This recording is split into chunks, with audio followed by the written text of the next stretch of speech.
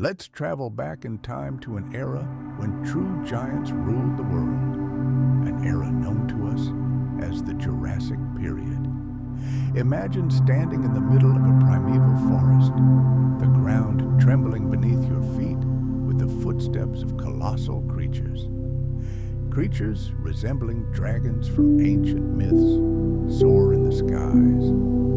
On this journey, we will uncover the secrets of this astonishing era and peer beyond the veil of time to understand what mysteries it still holds.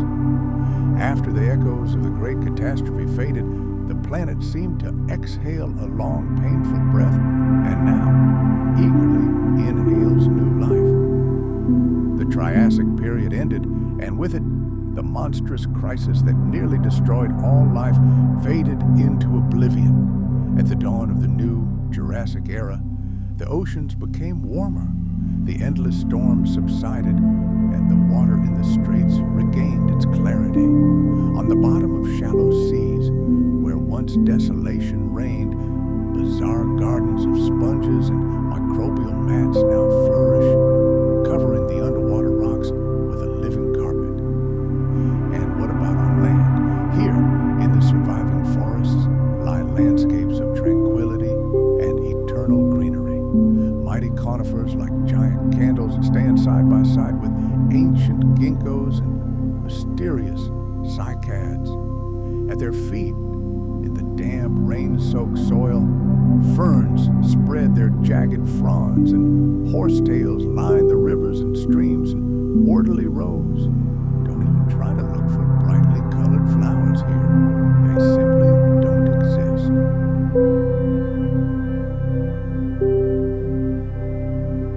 Pollen, like golden dust, travels on currents of wind and water, and seeds quietly ripen in resinous cones. From their hiding places, small, nimble lizards observe this world. Insects busily scratch along the tree bark, and clumsy turtles slowly make their way through the undergrowth, rustling the fallen leaves. A rich aroma lingers in the dense shadows of the ancient giants, the scent of resin, rotten earth, and wet stone. This world does not seem empty. It lives, it breathes, it carefully finds its balance after the terrible blow that nearly ended its history. Modern science agrees that the great extinction at the end of the Triassic was caused by millennia-long eruptions, when oceans of molten lava poured from gigantic cracks in the Earth's crust. These basalt flows literally split the supercontinent Pangaea, giving birth to a new ocean. Fish suffocated in the murky waters, lava fields covered thousands of square kilometers, and with each new eruption, the world became increasingly uninhabitable. The fiery inferno released gigatons of carbon dioxide into the atmosphere. Heat, like an invisible blanket, increasingly enveloped the planet, preventing it from cooling. The water in some seas became acidic, like vinegar, and the ocean depths became lifeless, dead zones. But then, millennia later, the volcanoes died down. The climate changed, turning the planet into a giant greenhouse, and those who were lucky enough to survive timidly stepped into the resulting void.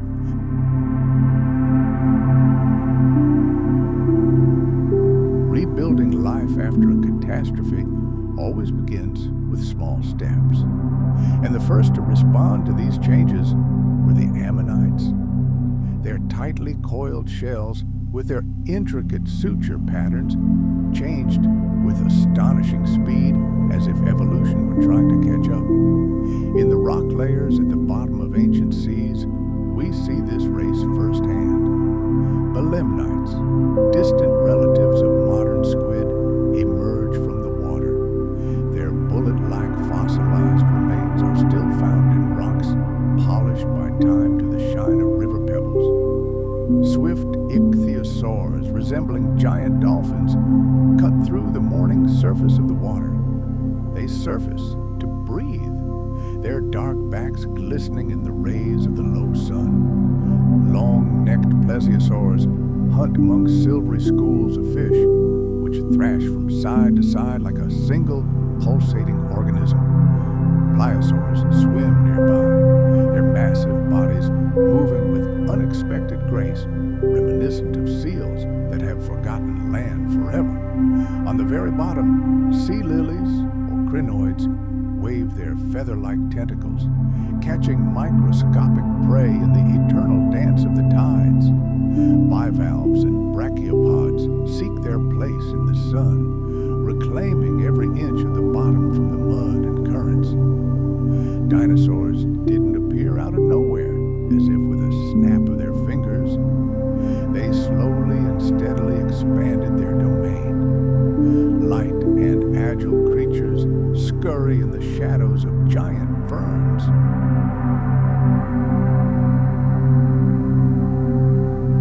Massive herbivores graze in the open spaces, browsing pine needles from the lower branches and shaking clouds of pollen from ancient cicadas. The first predators hold their tails perfectly straight, using them as balance beams as they stalk through the dappled light, stalking prey. A true revolution begins within the bones of some of these creatures. They become hollow, permeated with a complex network of air chambers. This was a brilliant engineering solution by nature, which would in the future allow the emergence of true colossi, giants the size of multi-story buildings, whose skeletons would be both strong and astonishingly light. But there's another, less visible story of restoration. It unfolds in quiet backwaters, free from strong waves and rarely visited by large herbivores. Here, tiny microbial communities like a living carpet patiently trap grains of sand and limestone particles. Layer by layer, day after day, they cement these grains together, forming lumpy mounds. These living structures build their own little mountains, using only time and patience. And when millions of years later, the rock preserves their undulating surface, it will become a quiet testimony to how life returned to this world. These mounds don't sparkle like coral reefs. They merely whisper their story from the pages of limestone slabs. But we shouldn't think we know everything.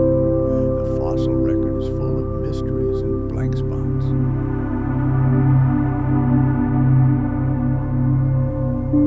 It seems oxygen levels recovered unevenly.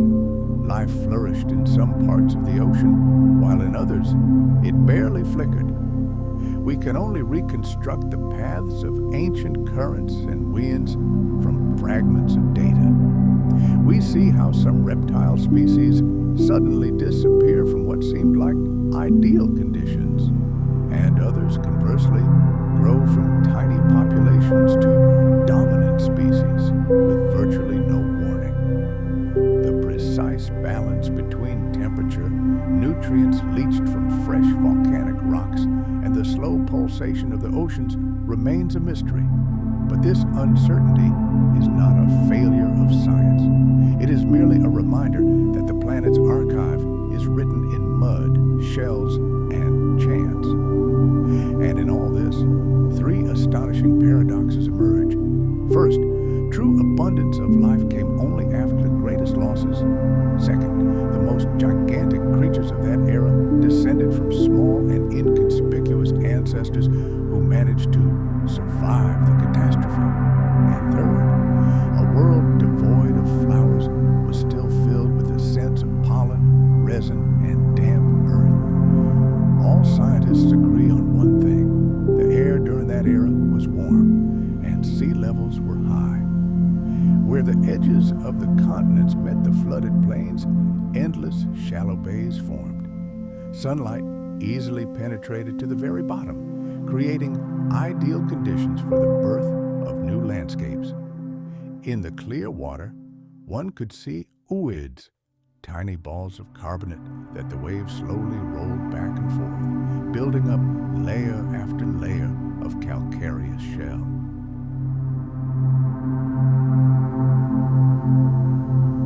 Entire beaches countless pearls scattered across the seabed awaited their time to turn into stone. Carbonate platforms expanded, and the ocean's chemistry favored organisms that built their shells from calcite.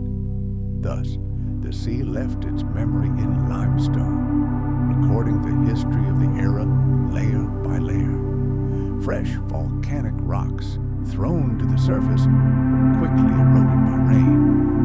The water absorbed carbon dioxide directly from the air and carried it as ions into the ocean, where it became part of carbonate minerals. This slow process, unlike rapid global warming, was part of a great planetary mechanism that continues to operate to this day, unnoticed by anyone. Imagine a city without power for an entire night. First, the lights come back on in one block, then another, and gradually the familiar hum of life returns. So the planet came to its senses. Every corner, every ocean basin, every ecosystem restored itself to its own unique rhythm, signaling the return of harmony. And here they are, the early feathered theropods.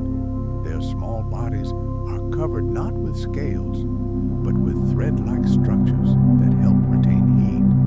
They run, climb tree trunks, and perhaps even show affection to each other, tilting their heads to one side and listening intently to the sounds of the ancient world. Pterosaurs soar high above the coast.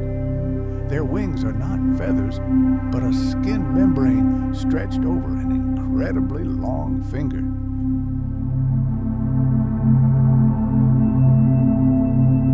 Their bodies are a masterpiece of lightness.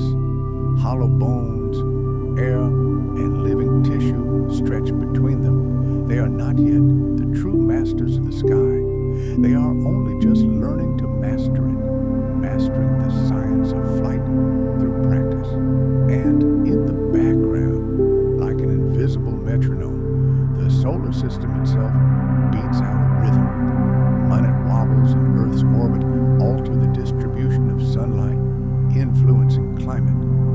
These cosmic cycles set the pace for winds and currents, and sometimes their traces remain in stone, as alternating light and dark layers in lake sediments or marine limestone. This signal is clear enough for scientists to trust, even if the details remain fuzzy.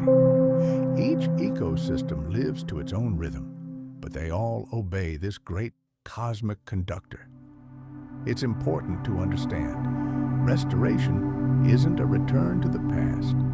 It's the creation of something entirely new on the ruins of the old world. The gaze searches in vain for familiar contours, but finds none. Instead, it sees a planet using ruins as scaffolding for a new edifice. Floods have created new river valleys. Rising sea levels have carved new coastlines. New stone has been born from the dust of older stones. The air is thick with the scent of pine needles. Spores rise from fern fronds.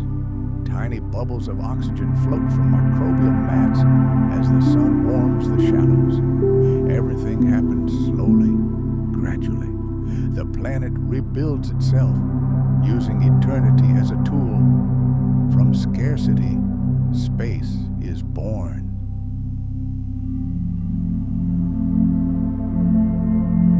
From heat, rain is born. From rain, rivers are born, carrying sediment to the sea.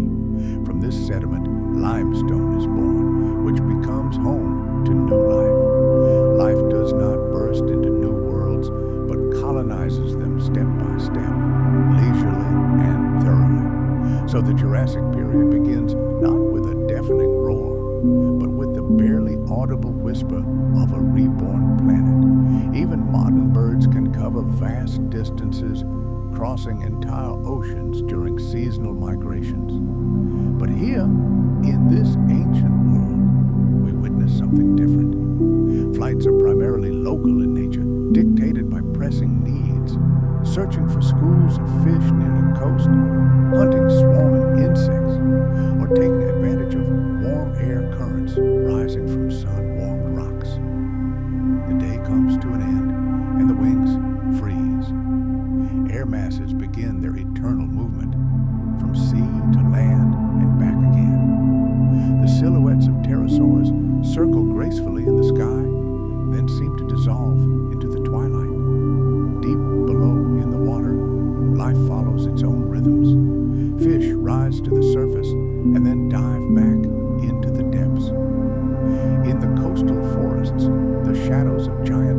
vapors cool the resin, and its warm aroma, which has hung in the air all day, slowly begins to fade. The sky remains unchanged, an eternal witness to all that has been and all that will be. And the earth carefully preserves the few traces life leaves behind, and that is more than enough.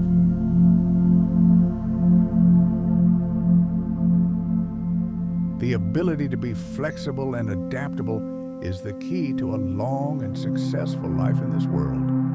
We see the true mastery with which living bodies conquer the oceans of air, harnessing invisible currents for their own benefit. And underwater, sea creatures move with such grace, as if the water itself remembers their shapes even before they emerge into its embrace. This undeniable fact seems eternal and immutable. In this era, marine reptiles are the absolute masters of open continental shelves and dark, deep slopes. A grandiose vision of their dominance unfolds before us. Ichthyosaurs, strikingly fish-like, pierce the blue abyss like swift torpedoes. Long-necked plesiosaurs hover silently above the seafloor like underwater ghosts. And massive, broad-headed pliosaurs hunt like living, homing missiles. Their bodies are a perfection itself, honed over millions of years of evolution. Ichthyosaurs have crescent-shaped tails, set on a spine that curves downwards. Their dorsal fins are not bony outgrowths, but folds of skin, creating a perfectly hydrodynamic shape. Their limbs have evolved into smooth, conical flippers, tapering toward the wrists and ankles. But most striking are their gigantic eyes. They are surrounded by a ring of bony plates that, like a bathyscaph's porthole, protect the fragile eyeball from the colossal pressure of the depths. This design, perfectly suited to the twilight world, allows them to navigate effortlessly in areas where sunlight barely penetrates.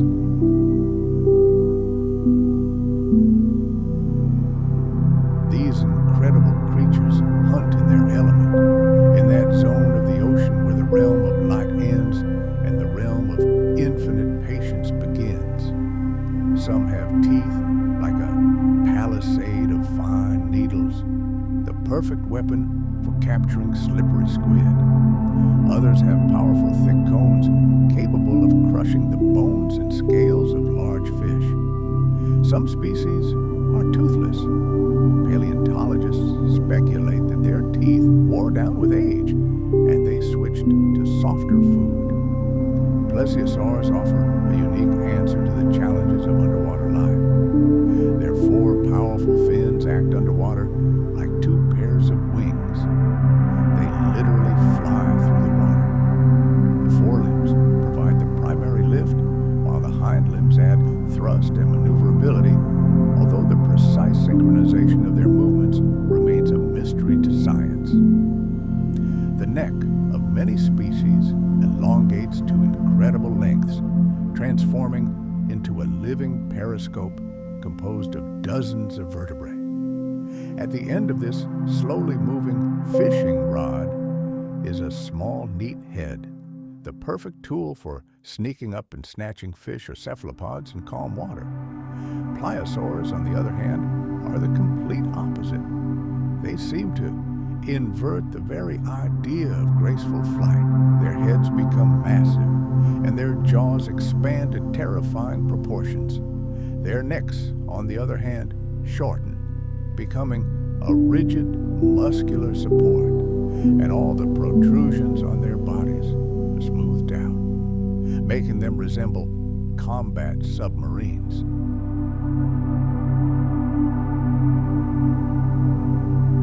Their enormous flippers are designed not for long soaring, but for short, incredibly powerful bursts, allowing for effective ambush attacks.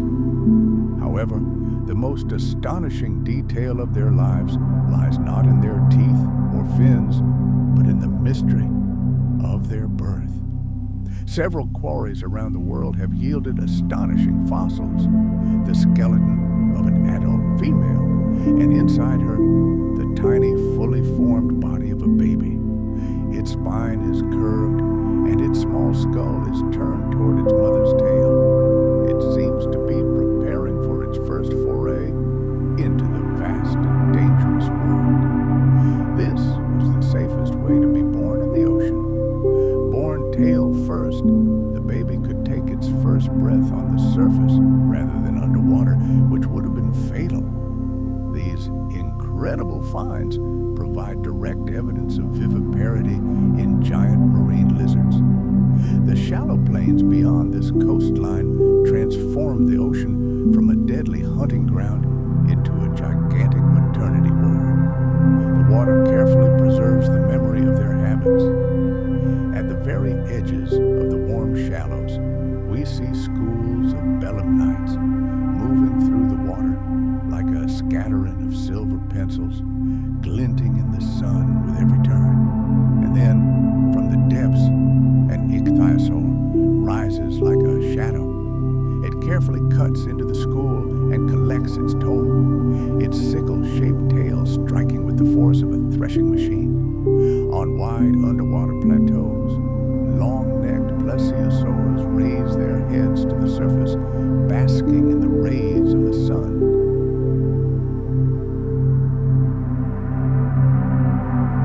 Tufts of algae, a motionless gaze, absolute patience, and the occasional lazy beats of their flipper wings.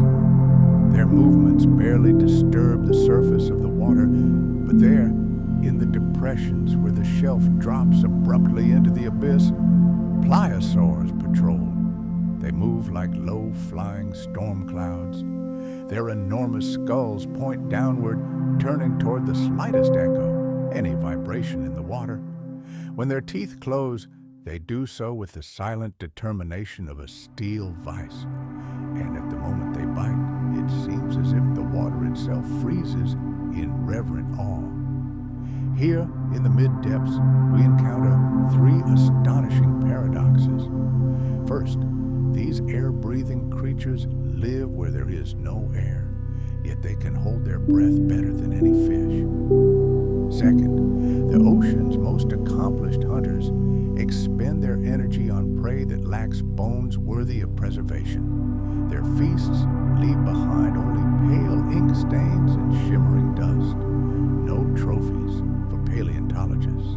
And third, the largest eyes this world has ever seen belong not to a giant squid or whale, but to a reptile that will disappear millions of years before the first whale learns to conquer the darkness. The history of our planet, recorded in the stone record, holds many more such mysteries. Science allows us to peer into the past with a high degree of certainty, but a huge number of questions remain unanswered. Computer models show that plesiosaurs' swimming method relied on lift, like an airplane wing.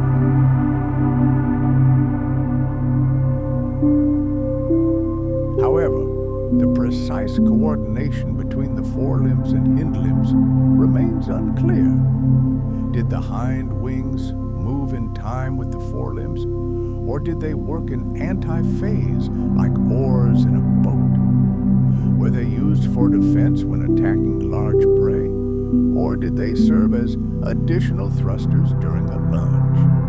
The bite force of the largest pliosaurs was calculated based on tooth marks on the bones of their prey. This data is impressive, but the margin of error remains high, as the muscles that generate this force never turn to stone. The true sizes of many giants remain the subject of heated debate, as complete skeletons are incredibly rare. Most often, their remains are washed away by sea currents. We know that ichthyosaurs were excellent divers, but how deep could they dive?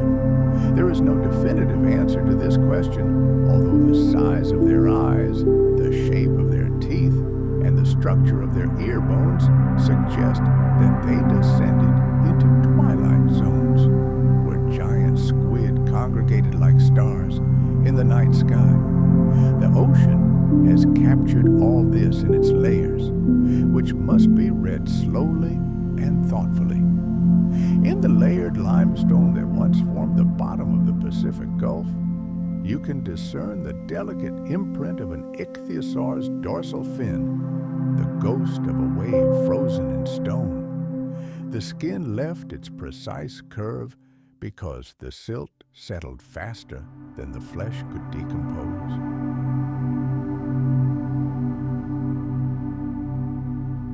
In the dark shale from ancient inland seas, rows of smooth, rounded stones are found, located directly inside the ribcage of the sea lizard. These stones, gastroliths, could have served as ballast to control buoyancy, or acted as millstones, grinding soft food in the stomach, and in the coastal sands transformed into sandstone, the bones of their relatives, giant saltwater crocodiles, are found. The sea during this era is a realm of diversity, dominated by lung-breathing reptiles. The water's chemistry creates ideal conditions for life to thrive. Thick layers of limestone form in the warm, clear seas, and schools of cephalopods provide an inexhaustible food source for both swift and patient predators. At the edge of the continental shelf, where deep currents bring nutrients to the surface, life thrives with particular vigor. Here, at the boundary where the green waters of the shallows meet the blue of the abyss, great hunters patrol. After powerful storms, scattered shells remain on the seabed, shimmering in the gloom like a pale underwater galaxy. But the storm subsides, and life returns to its normal course. Many marine reptiles likely had salt glands located near their skulls, an ingenious solution to the problem of living in salt water. The glands themselves are not preserved, but they leave behind characteristic grooves and canals in the skull bones. Their existence is inferred from studies of modern seabirds and snakes.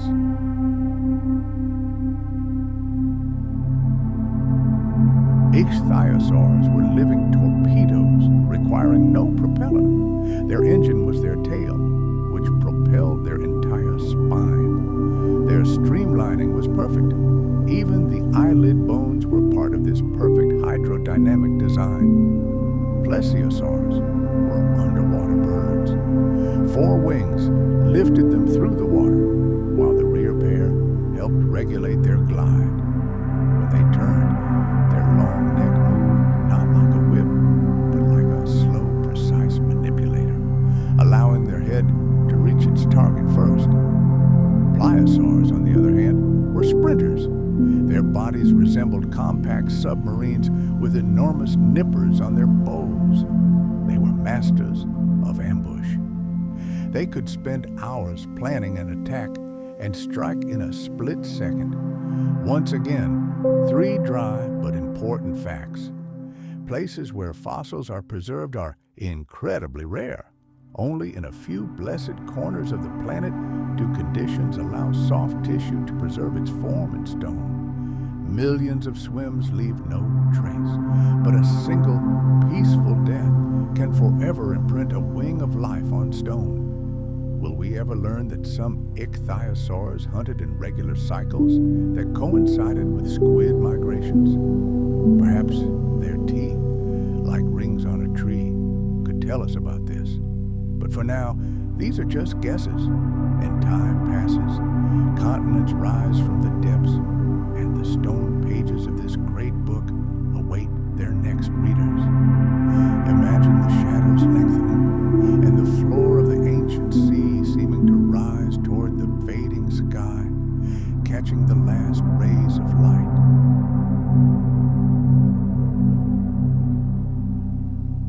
Here, in this silent depth of water, the oars of colossal predators, which have not seen the sun since their birth, cut through the darkness. The enormous bulk of the sea lizard maintains its balance, moving without a single wasted stroke. High above the reefs, predatory tylosaurs circle, tracing deadly loops in the water. In the gathering twilight, they ignite their inner hunter's fire, watching for any flash, any careless movement in the water. And beneath them, like an autumn leaf drawn by an invisible thread of current, a plesiosaur glides. Even deeper, in the brooding, oppressive blue, just above the slope of an underwater canyon, a gigantic pliosaur unfolds and dissolves into the darkness, leaving nothing behind but a slowly rising chain of air bubbles. Night rises from the very depths, and in this underwater world, the largest eyes open wide, filled with primal anticipation. A misty breath rises to the surface, drowning out the soft splash of hunting fish, and soon everything is plunged into absolute silence. This sea lives by its own eternal laws, and its monsters guard their dark secrets. Both the sea and its inhabitants possess a patience that needs no explanation. Shells, twisted into perfect spirals, transform the seafloor into a living library, where each new coil is a page of history, and each ridge of relief a line written by the hand of time itself. This fact is recognized by science and is beyond dispute.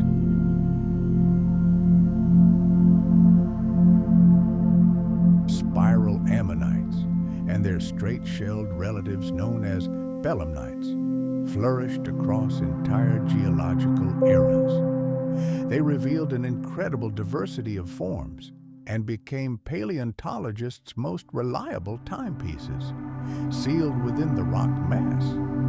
Their rapid evolution and ubiquitous distribution allow experts to date even the thinnest layers of sediment with astonishing accuracy. An ammonite is more than just a fossilized shell. It is a living chronicle of evolution. These amazing creatures lived in a spiral shell divided into numerous internal chambers. The animal itself occupied only the last largest chamber at the entrance, while a thin tube, called a siphuncle, passed through all the other hermetically sealed partitions. This tube allowed the gas-to-liquid ratio in the empty chambers to be regulated, maintaining perfect balance and buoyancy of the entire body in the water, like a perfectly calibrated float or a submarine ballast tank. The suture lines where the inner walls met the outer shell formed a complex, almost lace-like pattern, which became increasingly intricate over time in different species. Although the exact cause of this complexity remains a subject of debate, this structure is so distinctive that it allows families and entire eras to be distinguished at a glance. Belemnites, in turn, used a completely different design. Their hard part, which is most often found by paleontologists, is shaped like a bullet.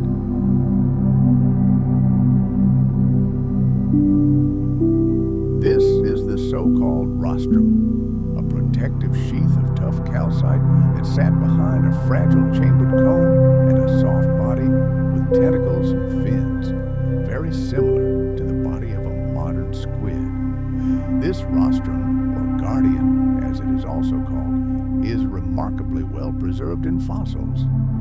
If we mentally travel along ancient coastlines, we will notice that some areas are literally strewn with these shiny, bullet-like fossils. People in the future will call such places belemnite battlefields. However, this image is not the result of an ancient battle, but merely the consequence of natural processes. The sorting by waves and currents after the mass death of these creatures, when the change of seasons or lack of oxygen in the water claimed the lives of entire schools. Much rarer are truly unique finds. Stone slabs bearing the imprints of these creatures' soft tissues. Belemnites can be found in the hardened mud of quiet lagoons, still clutching their ink sacs. And most astonishingly, if the contents of this sac are carefully extracted and processed, a faint line can be drawn on paper with ink over 200 million years old. In other rocks, we find tiny chitinous hooks, carefully arranged in rows on tentacle imprints, each hook resembling a curved spike, once held prey in a death grip. Some ammonites have jaws inside their living chambers, two small plates that could close like gates.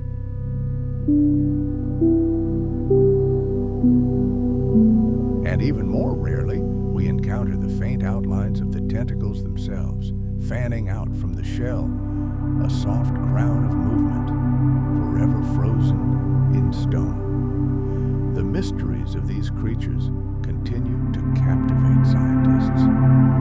What were they? Most ammonites were likely sedate deep-sea dwellers carried by currents while filtering small prey from the water.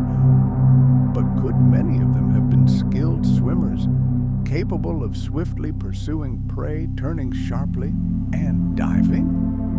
The shape of their shells offers some clues about their lifestyle.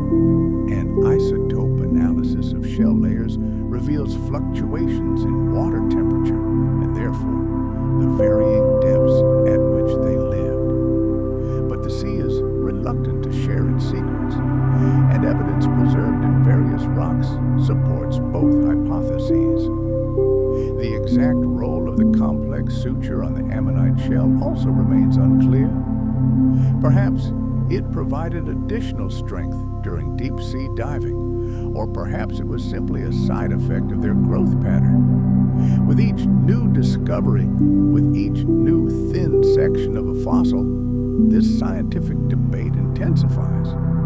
Even the belemnite's robust rostrum has become the subject of intense study.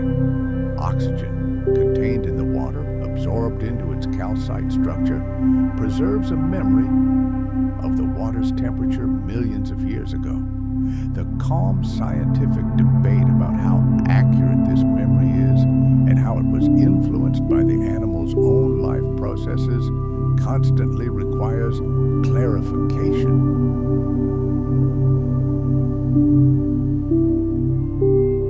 Chemistry influences the final data, and this must be taken into account. The general story of climate change in the ancient world remains consistent, but the specific figures underlying these conclusions change from time to time. On a shelf in an imaginary museum lie three graceful shells lined up in a row. The shapes, most fragile and delicate in appearance, are the most durable in stone, so that even the light bodies of these creatures leave heavy traces in the geological record. The creatures that help us so precisely measure the abyss of time themselves lived short lives and died in vast clusters, erasing the very rhythms they once followed. The spiral, this eternal symbol of order, belonged to an animal that lived without any plan, simply building its shelter wherever a free corner appeared. The lives of these amazing creatures flowed in calm and harmonious rhythms.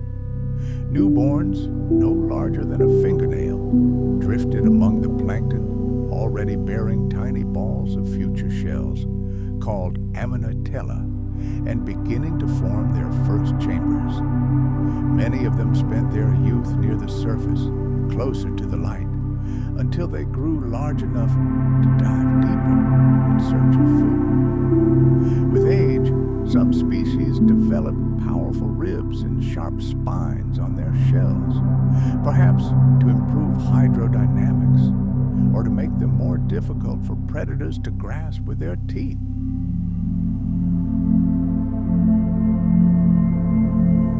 Others, however, retained their smooth, polished glass shells throughout their lives, gliding perfectly through the water. In some species, adults were clearly divided into two types. Males were small in size, while females grew to much more impressive sizes. Males' shells had paired projections near the mouth, known as lappets, which may have played an important role in courtship rituals. belemnites sometimes gathered in such vast schools that the sea turned gray with their bodies. Their enemies, including fish and marine reptiles, feasted on these aggregations, and their remains and droppings created a kind of fossil record of food chains, helping us understand who fed on whom in those distant times. The ancient ocean captured these lives in stone with familiar ease. Warm, shallow seas deposited fine limestones that, under the right light, can even reveal the ghostly colors of long-vanished creatures. Faint zigzags and bands of pigment in shell layers create spectacular iridescence on fossils. Darker shales from quiet, deep depressions fracture, revealing a perfect spiral, each chamber of which, after the animal's death, filled with sparkling calcite, grown directly from the seawater. A vibrant geometry of minerals replaces a once-living floating structure. Coastal sandstones preserve slabs where belemnite rostra, oriented by the waves, lie in pale stripes, telling the story of an ancient storm.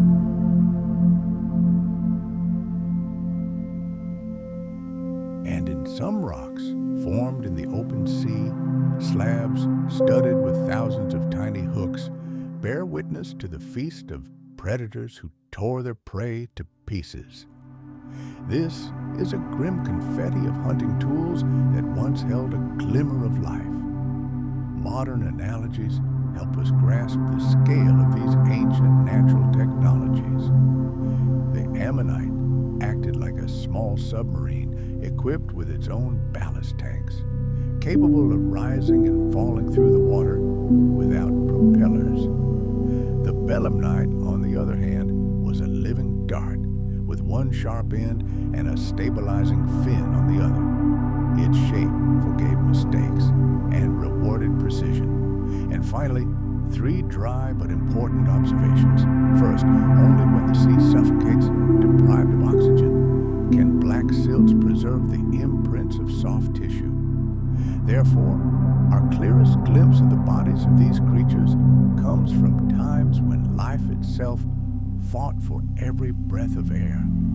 Second, only the last chamber of the ammonite was occupied by an animal. Therefore, when we find a broken shell, we can still see a neat series of empty chambers that were once perfectly balanced. And third, only because these forms change so rapidly and spread over vast distances, can geologists in the most remote corners of the planet point to the same species and agree on the age of the rocks.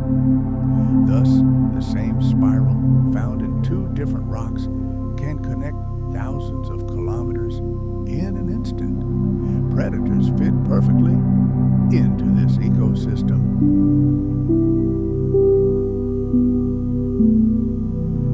Ichthyosaurs cracked shells with their needle-sharp teeth or swallowed them whole, letting their stomach acid do the work.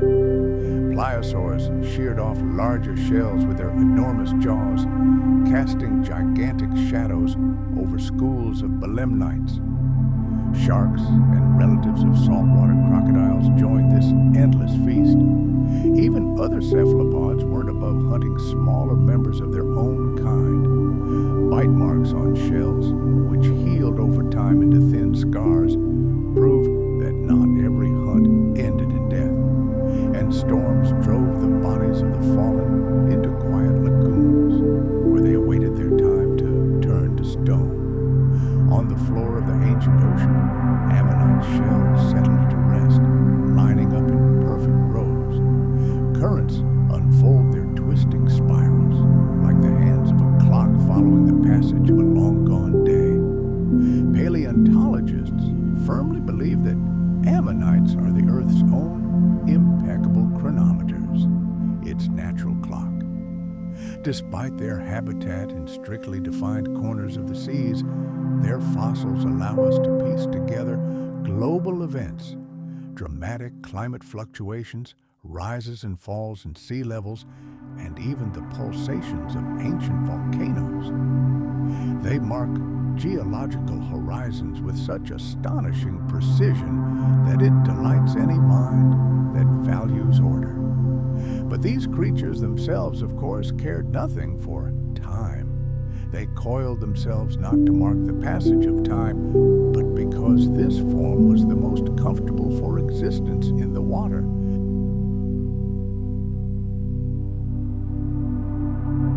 They swam because the perfect balance of their shells made movement effortless and almost effortless.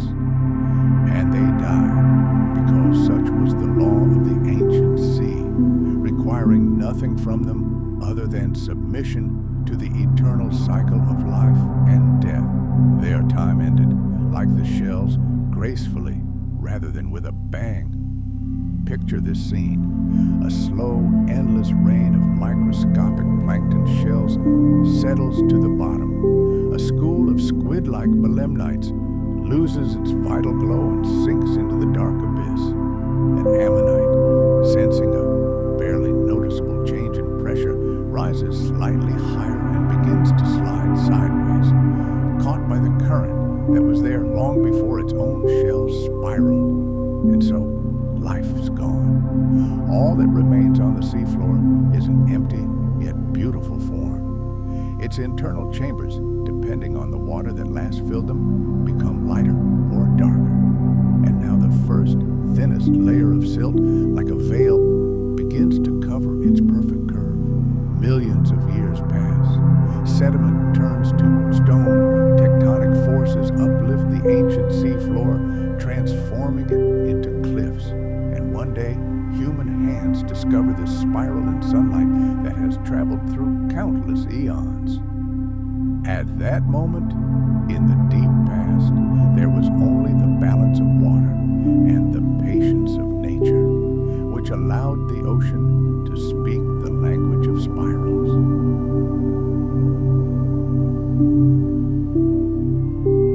Now, thanks to this patience and the luck of a paleontologist, windows into the deep past are opening before us, making the twists and turns of time incredibly clear.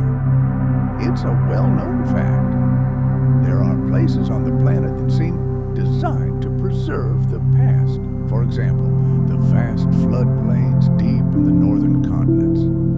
They are famous for their layered sediments, formed over centuries by rivers, and their reddish-gray soils. And then there's the complete opposite. The quiet, carbonate lagoons on the site of the ancient southern European archipelago, surrounded by a ring of reefs and salt marshes. Both of these places have preserved such perfect records of the past that it seems as if time itself has decided to stop and take a photo for us. On the northern plains, rivers flowed through warm, seasonally dry land. Their channels constantly shifted and twisted, leaving scars on the landscape. Old channels, called oxbow lakes, became stagnant pools, and during floods, a thin layer of silt covered everything. This silt would later fossilize, turning into stone pages smooth enough to forever bear the imprint of a predator's claw or the furrow of a giant's dragging tail. The result is a veritable collection of mudstones and sandstones, a veritable stone library of the flooded plain, containing the bones and footprints of its inhabitants. Sauropods, house-sized colossi, armored stegosaurs, huge-eyed predators, and countless herds of smaller herbivores roamed here.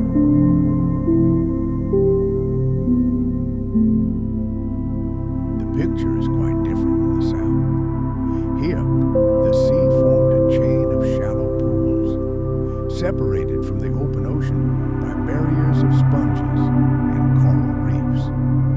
The water in these lagoons evaporated over time, turning into a thick and toxic brine. Breathing at the very bottom became virtually impossible. The seabed was covered with thin layers of limestone, which today crack like a stack of old fragile letters. Pterosaurs, small land animals, fish, crustaceans, jellyfish, and even the first birds fell into these quiet, deadly backwaters. The stone has preserved them all, every tiny detail, the edge of a wing, the outline of a jellyfish's bell is captured with a meticulousness bordering on tenderness.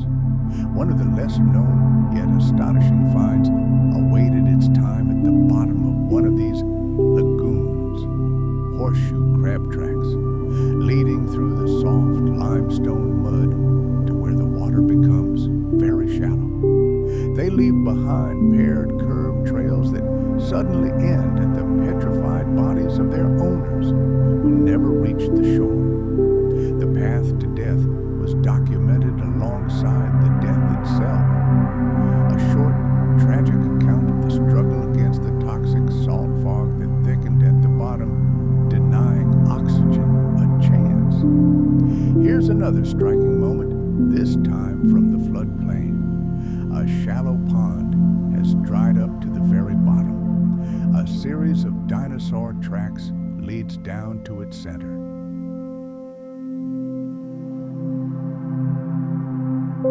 Then a short rain fell and gentle ripples covered the bottom, leaving crescent-shaped marks right on top of the tracks. As a result, the same stone retained both the heavy tread of an ancient lizard and the gentle touch of the returning water. The lagoons, however, had their own unique method of preservation. Fine-grained carbonate mud settled in stagnant anoxic water. Microbial films on its surface bound the silt, creating an ideal trap. When a storm or strong current washed the body of a creature from the reefs or islands, it sank into this stillness. The lack of oxygen virtually halted the decomposition process. Even feathers and skin membranes retained their shape, turning into a stone lace. It was from such sediments that the skeleton of a small, long-tailed bird, Archaeopteryx, was recovered, complete with a full set of teeth in its jaw. Its transverse thoracic bone suggested flight, and its asymmetrical flight feathers confirmed this. The feather barbs, narrow on one side and wide on the other, were direct evidence that air was not simply felt, but actively used for flight. The process we call floodplain fossilization is less about immobility and more about endless repetition. Rivers undermine the roots of conifers, and their needles litter the sandbars. Fires raging during dry seasons stain the earth black with charcoal, which later crumbles to dust under the paleontologist's fingers.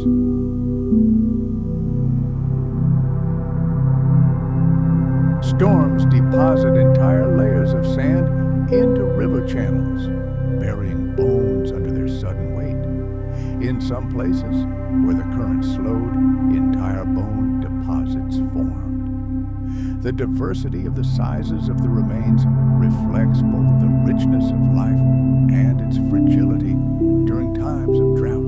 Here, turtles, ancient relatives of crocodiles, fish scales, and the jaws of the first mammals lie mixed with gigantic dinosaur bones. And here, three astonishing ironies emerge. First, the stone that preserved the imprints of wings and leaves will, many millions of years later, be used to make lithographic plates. Images of wings and leaves will once again appear on maps and books printed with it, creating a veritable museum of flight in an ordinary printing house. Second, with equal awe and attention, scientists study both the finest termite tunnels in petrified wood and the tiny teeth of mammals that once prowled the forest floor under cover of night. Third, the lagoon, where breathing was so difficult, turned out to be the ideal place to preserve evidence of respiration. Only in its oxygen-free environment did soft tissue have a chance at eternity. But uncertainty always lingers, keeping our minds racing. We'll never know the precise rhythm of the seasons, the frequency of droughts, or the severity of floods in ancient floodplains. We don't know for sure how dinosaur herds lived.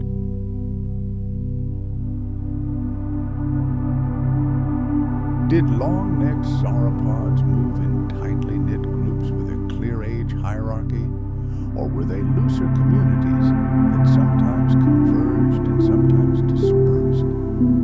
The question remains open because our observations are not a continuous film, but only isolated frames snatched from eternity.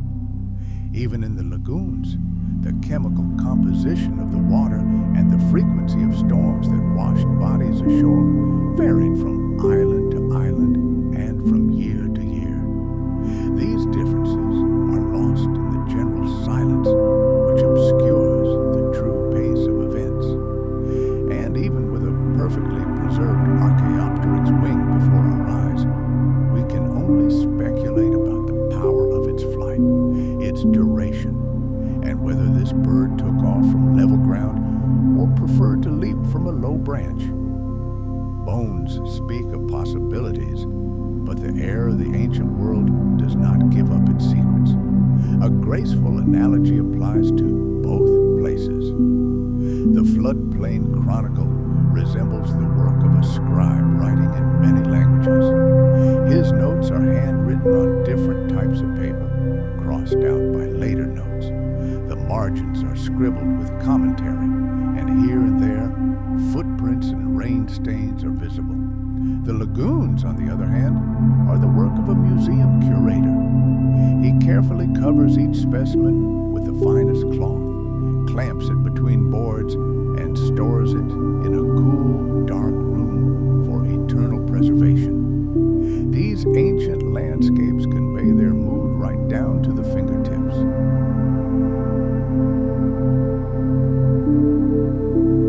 In a section of rock, yellow-gray sandstone gives way to reddish mudstone. This is where the flow of an ancient river once slowed. Here is a broad skull, framed by jaws studded with dagger-sharp teeth. The pits and protrusions of the bone are so well preserved that you can run a fingernail over them. Nearby, a row of massive armor plates lies on the ground like a collapsed roof. Each plate is riddled with grooves, traces of blood vessels that once nourished the skin and horn. And a little further away is the imprint of a three-toed predator walking across a stone slab. A clear center line, a steady stride, the tail not touching the ground. This was a hunter leisurely striding in the rain millions of years ago. Now let's travel to a quarry, to the land of an ancient archipelago. Here, the layers of stone are divided by thin, dark lines, and each slab is a window into the past. Here is a dragonfly, with every vein visible on its transparent wings. Here is a jellyfish, like a pale disc with barely noticeable rays. And here is a small land predator, frozen forever among shrimp and fish, as if a strange dream encompassing all three at once. On one stone lies a pterosaur with a diamond-shaped tail, a small rudder that stabilized it in flight.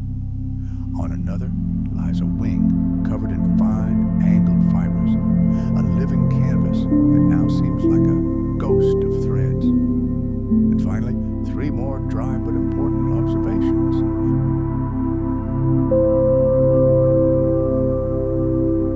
Only where the waters were deadly dull and lifeless did the most fascinating life forms survive.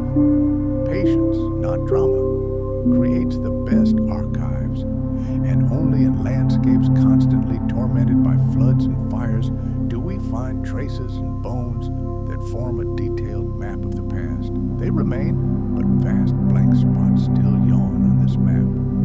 History is far from over. Imagine a stone as a book written by time itself.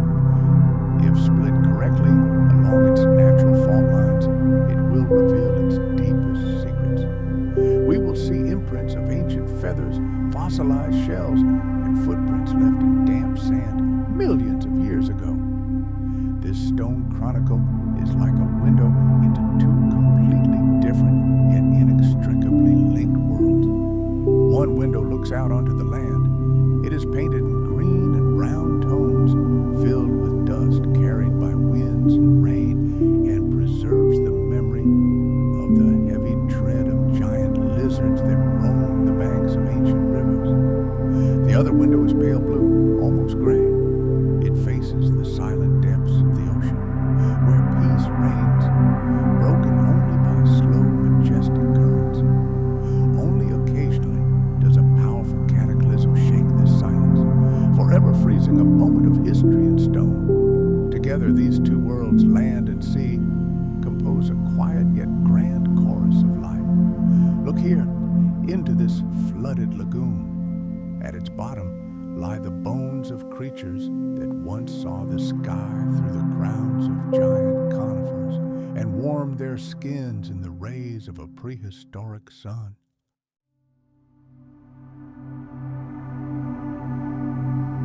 Here, too, we see the remains of winged creatures that soared beneath the light of ancient moons, reflected in the salty water.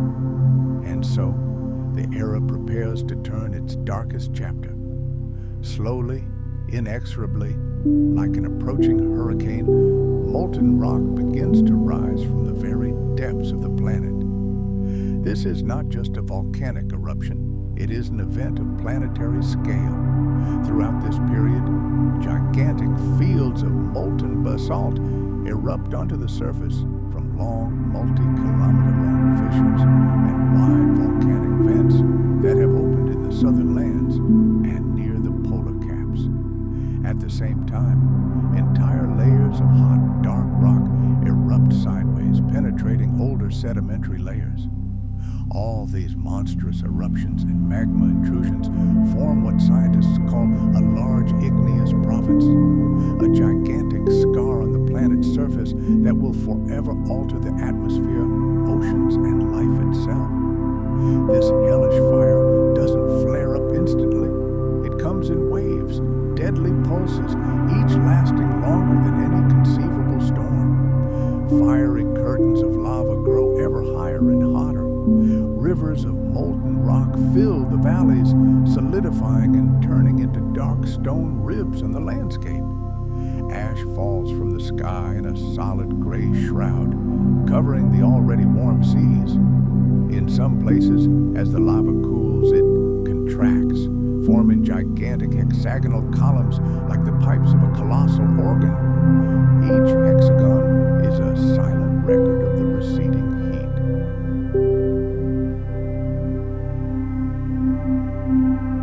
In other places, where the lava meets water, it solidifies into rounded pillows, coated in a crust of volcanic glass. Deep beneath the surface, dark tongues of magma penetrate layers rich in ancient plants and silt. Incredible heat literally roasts these sediments, releasing vast quantities of gases that rush upward. Tons of carbon, sulfur, and other toxic volatiles are released into the sky. The atmosphere becomes toxic. The planet's climate begins to deteriorate. Although the sulfur haze in the upper atmosphere may provide a deceptive coolness for a short time, the long-term effect is catastrophic. The ocean is already hearing this deadly whisper and responding. Excess carbon from the air dissolves in the water, making its surface more acidic. Deep sea circulation slows as heating creates layers that can no longer mix. At the bottom of many seas where oxygen is lost, layers of black silt begin to accumulate, the graveyards of ancient life. Mercury levels in the sediments spike like an echo of distant volcanic fires. But the planet is initiating a slow but inexorable process of self-healing. Rain, falling on fresh volcanic rocks, washes carbon from the atmosphere. Rivers carry these dissolved substances to the sea. The ocean, in turn, absorbs some of the carbon. turning it into limestone and burying it on the seabed as organic remains, slowly reclaiming what the fire created. But the most subtle details of this drama are recorded in volcanic ash.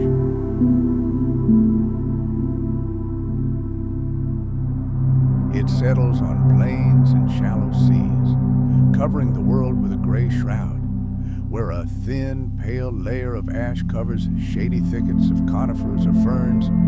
Life eventually returns, and the first to break through this dead cover are ferns. In the fossil record, we see brief but powerful bursts of their spores, a quiet triumph of life after catastrophe. This habit of regeneration is recorded in the seeds carried by the wind. Another simple truth is hidden in coastal basins. It manifests itself in the form of dense, paper-like layers. Each layer is former volcanic ash, which over time has turned into clay. These layers serve as time markers for scientists, allowing them to compare geological formations located hundreds of kilometers apart. Another subtle but significant feature lies where molten magma met ancient coal seams. The baked rock left behind a halo of tiny bubbles encased in glass and minerals. Each bubble is a fossilized breath, preserving the memory of methane or carbon dioxide released when ancient forests encountered new, hellish heat. And in this smoke of global catastrophe, three astonishing ironies dissolve. Fire, born from stone, ultimately becomes the best way to purify the air. Fresh basalt, cooled on the surface, quickly weathers and actively absorbs carbon dioxide, sending the captured carbon into the shells of sea creatures and cementing them to the seafloor.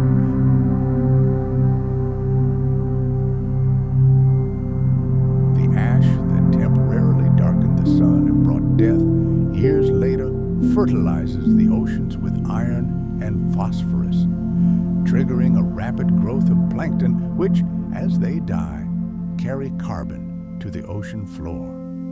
Thus, the most dramatic processes in the Earth's crust leave behind the finest trace, perceptible only to the fingertips. Today, paleontologists and geologists studying these ancient scars agree on one thing. We see the picture of a global catastrophe, a vast igneous province stretched across lands that would later become separate continents.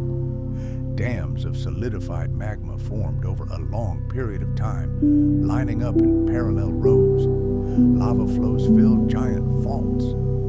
Intrusions intruded into sedimentary basins, leaving their fiery traces. The timing of major volcanic pulses precisely coincides with changes in the carbon cycle and the formation of dead, anoxic zones in the ocean. In many marine sediments, peaks in mercury content, direct evidence of volcanism, coincide with layers indicating oxygen loss.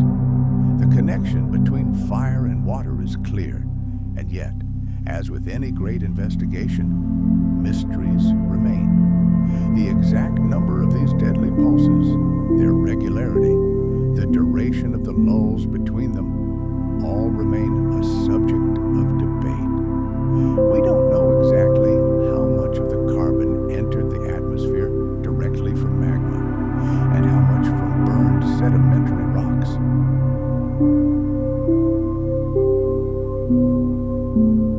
The exact distribution of the aerosols that caused the short-term cooling also remains unclear, as we only partially know the wind map of that distant era. Let's travel to that world and see the traces left behind by this firestorm. Deep within the continents, we see endless cracked fields of solidified lava like a dark blanket. As they cooled, they split into columns, creating entire fields of stone organ pipes. In the cracks, dark layers of magma cut through light sandstones and shales like black pages inserted into a pale book. The rock above them became hard and red from the heat, while while the rock below blistered and eventually crumbled. On the coast, the harsh volcanic landscape softens. The slopes, gray after rain, are dotted with chains of small ponds. In the quarries, you can see long crystals that grew in the voids where gas was once trapped, tiny geodes sparkling in the sun. Far to the south, the same lava flows have fractured into square blocks that ring underfoot like stone bells. And what about the ocean? It preserves its own, no less detailed chronicle of events.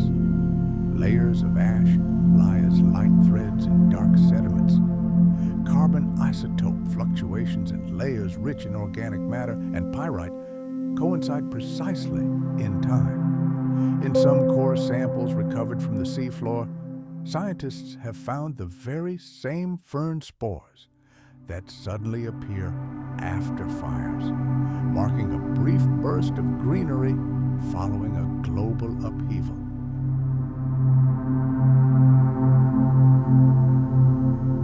To understand the scale of what's happening, imagine our planet as a huge house.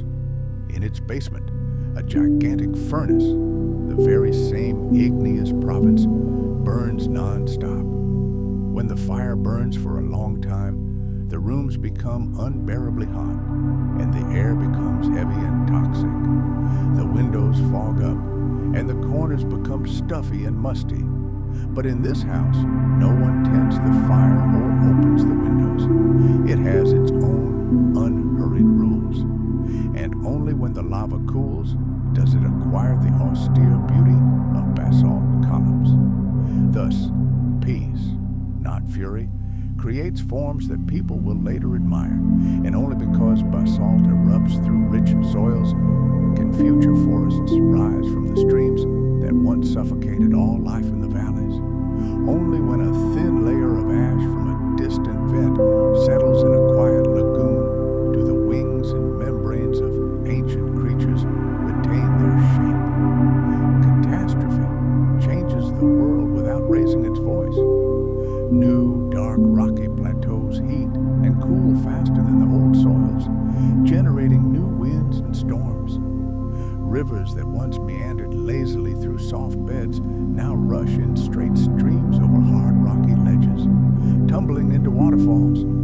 Lakes, dammed by basalt dams, eventually fill with life. And along the coast, new black sand beaches appear, where the surf grinds volcanic glass into sparkling dust. A new world is born on the scorched earth. Imagine this world after a firestorm.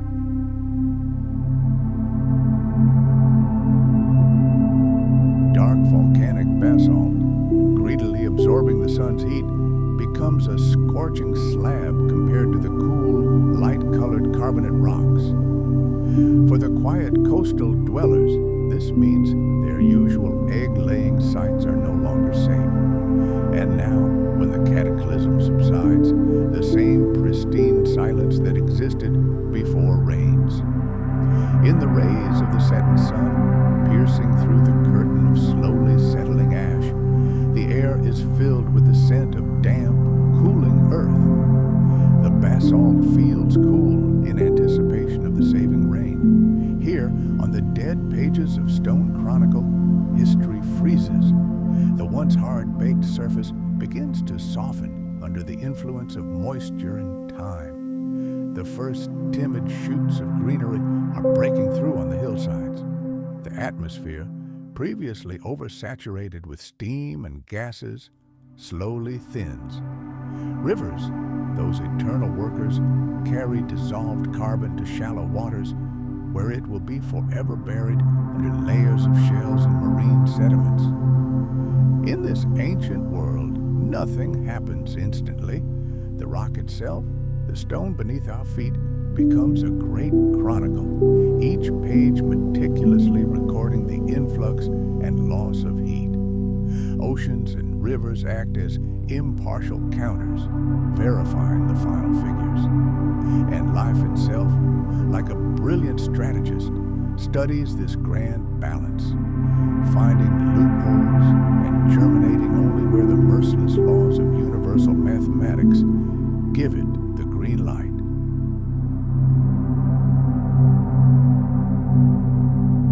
Eras follow one another, not like a light bulb going out, but like a fading musical chord, until complete silence descends upon the vast hall of time. Hidden within these processes are the secrets of a great climatic rhythm. They drift through the depths of geological time like subtle notes permeating the very stone. But one fundamental fact remains immutable. Our planet has its own cosmic dance. Its orbit around its star and the tilt of its axis constantly and cyclically change, directly influencing its climate. And in those distant times, these cycles, combined with a sun slightly dimmer than today, sent out quiet but powerful impulses that were reflected in sea levels, the amount of rainfall, and the nature of sedimentary rocks.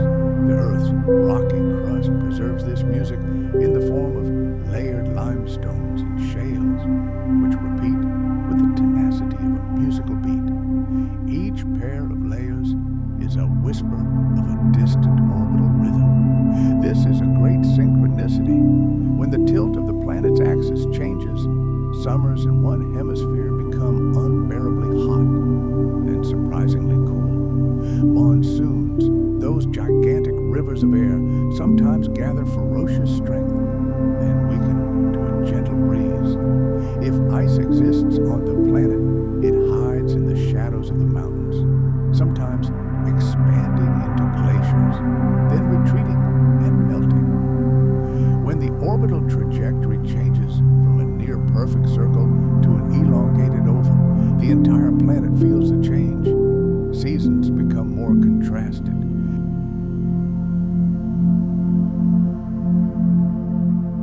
When the axial wobble shifts the equinoxes, rains change their routes, deserts slowly creep across the continents, and rivers seek new channels. Today, scientists call these cosmic rhythms Milankovitch cycles. But here, in the depths of prehistory, this isn't a scientific theory. They're simply the habits of the planet itself. Its deep, unhurried breathing, colossal fluctuations that occur whether or not any living being notices them. A less obvious detail of this story is hidden at the bottom of an ancient lake that once stretched across flooded river plains. If we peer into a cross-section of its bottom sediments, we see fine stripes alternating between dark, organic-rich mud and light mineral silt. It's like a recording of the lake's own breathing, an inhalation and an exhalation. And if we patiently count these layers, we can detect the rhythm of precession, the cycle of the Earth's axial wobble that lasts tens of thousands of years. In marine limestones, we often see groups of 5 layers that repeat a longer cycle associated with the changing tilt of the axis. When a trained paleontologist sees these layers, they hear a rhythm older than any music composed by man. But mysteries remain. Scientists still fiercely debate how much these orbital impulses influenced a world with virtually no polar ice caps. Perhaps their influence was negligible.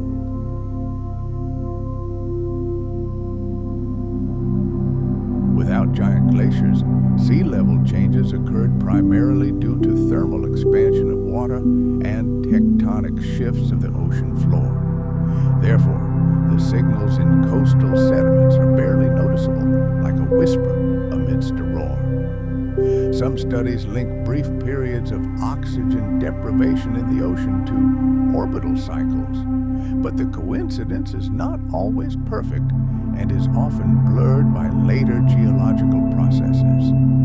Computer climate models yield different results depending on how dim we consider the sun to have been. But all experts agree on one thing: cosmic cycles left their traces in stone, but the precise influence of each and every corner of the ancient world remains a subject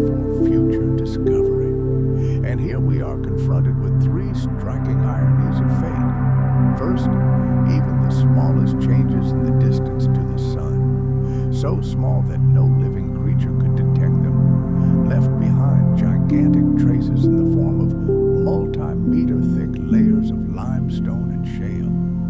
Second, the clearest and most regular rhythms belong to a planet that had no ears capable of hearing this cosmic music. And third, the best evidence of this orbital clockwork is preserved in rocks so eroded by time that subsequent eras have almost erased them from the face of the Earth, leaving us with only fragments.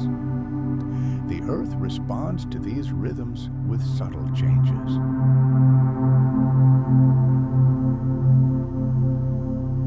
On broad river plains, seasons of torrential rains, driven by intensifying monsoons, create dense, fertile soils, allowing endless fern prairies to flourish. Then come dry seasons, which burn this verdant land to ashes, leaving only ash and charcoal. In deep lakes, layers of silt and clay mark the years, and their accumulations tell the tale of entire cycles. But only a few of these natural archives have survived intact. On the coasts, shallow carbonate platforms alternately submerge and become exposed again. Each cycle leaves clear traces of these geological pauses in the rock. Even in deserts, sand dunes form ridges that sometimes form repeating patterns, revealing long-term cycles of wind direction. The ocean responds to these cosmic processes with its own couplets of light and darkness. Where strong winds stir up nutrients from the depths, a violent bloom of plankton begins, which, dying, settles to the bottom as a dark organic layer. And when the winds die down, the clear water leaves behind only a light mineral sediment. In the ancient Tethys Ocean, the same thing occurs, but with the participation of Cretaceous nanoplankton. Massive sediments alternate with fine ones, and the intervals between them precisely correspond to orbital rhythms. Far to the north, in the boreal seas, we see layers of black shale that appear and disappear in rhythm with the long cycle of the Earth's axial tilt. Each sea basin has its own melody, but the pulse of the entire planet is one.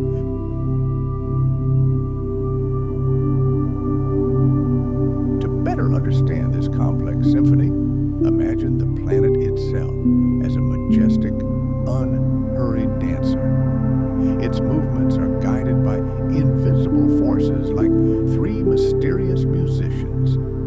One beats a short, repeating rhythm on a drum, the processional beat, the gentle sway of the Earth's axis.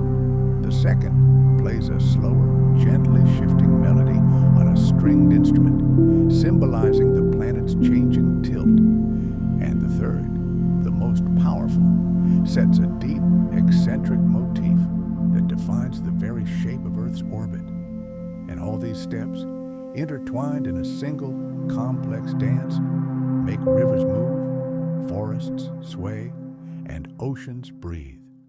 And though this dancer never hurries, his rhythms are forever imprinted in the landscapes we see today. Look at this limestone cliff. It's laced with alternating thin bands of light and dark, each no thicker than a human palm. But these bands extend upward for many meters. Tiny fossilized shells of ancient plankton can be found in each layer. The light layers are rich in calcite, while the dark layers are rich in clay. This pattern is too regular to be random and too long-lasting to be the result of changing weather patterns. It could only have arisen under the influence of orbital stimulation. Elsewhere, mudstones or fossilized clays preserve repeating bands. Organic matter and the mineral pyrite form bundles of 5 to 7, reflecting cycles of axial tilt.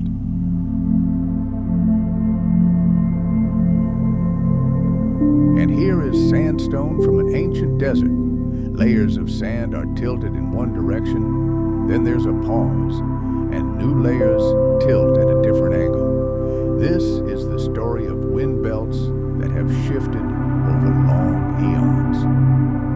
Three more seemingly dry observations complete this picture. Only in calm waters, constantly receiving sediment, can orbital rhythms be recorded. Therefore, nature's most fragile clocks are hidden in the most secluded and quiet places. And only millions of years later, thanks to the destructive force of erosion, are these secret places revealed, and we can see them. Their survival paradoxically depends on destruction. Only in stone can we measure the cycles that we calculate today using complex mathematics. Thus, the most ancient clocks confirm the correctness of the most modern equations. And here's the quiet mystery. The sun was different back then. Astrophysical models tell us that our star shone slightly dimmer than it does today. And yet, the world was incredibly warm. This is direct evidence that high levels of carbon dioxide in the atmosphere more than compensated for the lack of sunlight. Herein lies another gentle irony. The dimmer sun warmed the planet more intensely due to a denser blanket of greenhouse gases. Life was oblivious to this paradox. It simply grew, fed, and left trillions of shells behind.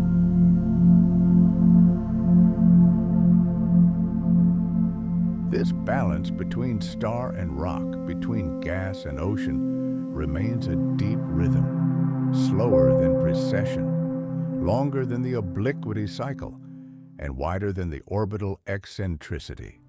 But shorter cycles continue to run, creating tiny ripples on the surface of this long tide. Our section comes to an end as these rhythms do their work. A fern prairie turns green, then burns in the fires of drought. A lake darkens with organic matter, then becomes clear again. A coral reef sinks beneath the waves, only to emerge again, and the stars above rotate with the same imperturbable patience. Time here measures itself not in numbers, but in cycles. The planet whirls in its eternal dance, and the stone preserves this music long after ears have ceased to hear it. A slow drift toward change sweeps this era away, leaving no trace. There's no need to rush. The process of slowly breaking up continents, reshaping seas, and preparing the stage for new worlds to emerge takes place gradually, over tens of millions of years. This well-known fact becomes clear when looking at a map of the time. Throughout this era, the vast supercontinent of Pangaea continues to break apart. Its northern and southern halves, Eurasia and Gondwana, become increasingly isolated. Rifts in the Earth's crust widen, transforming into young oceans, and the edges of the continents transform from high, steep cliffs into broad coastal plains. The north drifts in one direction, the south in another.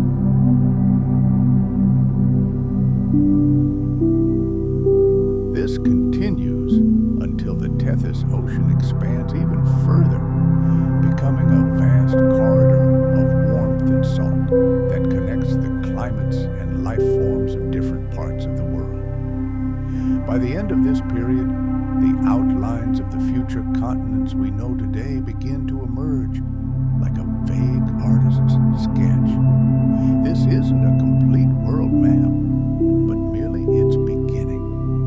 As tectonic plates move, the seas expand, dramatically altering the climate. Monsoon belts intensify in some areas, new deserts appear in others, and rainforests grow where mountains or proximity to the sea favor them. In other places, endless arid plains spread out. This process, called plate tectonics, imagine our planet not as a static sphere, but as a living, breathing organism whose stony skin is in perpetual motion. This grand process, known as continental drift, is the director of the greatest drama in Earth's history.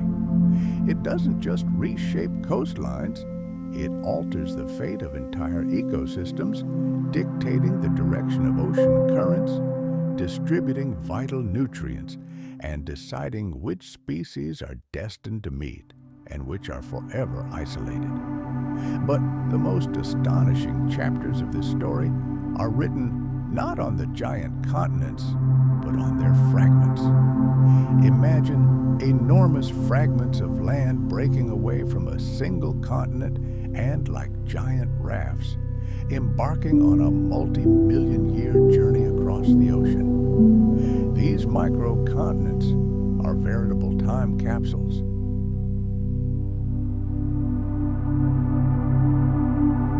They carry a unique cargo, the fossils of unseen creatures, a distinct climate, and the geological imprints of their past. And when, eons later, these wanderers finally encounter new land, their unique story becomes woven into the geological record of another world. Today, looking at the great mountain ranges of our planet, we can see the scars of these ancient collisions. Deep within the rocks, we find the remains of creatures and plants whose ancestors once lived thousands of kilometers away in a completely different world before tectonic forces forever linked their destinies. Meanwhile, in the deep ocean trenches, another, no less monumental drama is unfolding. From the fiery depths of the earth, colossal basalt mountains rise. Their peaks pierce the water, almost reaching the surface, and become home to coral reefs teeming with life. But their life is short-lived. Slowly but inexorably, the tectonic plate carries them aside, plunging them ever deeper into the abyss. The reefs die, and their once jagged peaks are eroded away, leaving behind only flat underwater plateaus, silent markers of the paths along which the ancient oceans expanded. This slow dance of the continents conceals profound paradoxes. Just consider this. The slowest travelers on the planet, lithospheric plates moving as fast as fingernails, can change the direction of the fastest and most powerful ocean currents.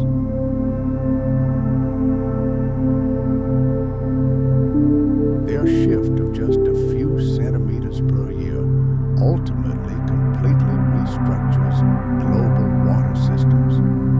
And the most dramatic changes to coastlines occur not because of sudden catastrophic floods, but as a result of the quiet and steady spreading of the sea floor, which, millimeter by millimeter, pushes the continents apart.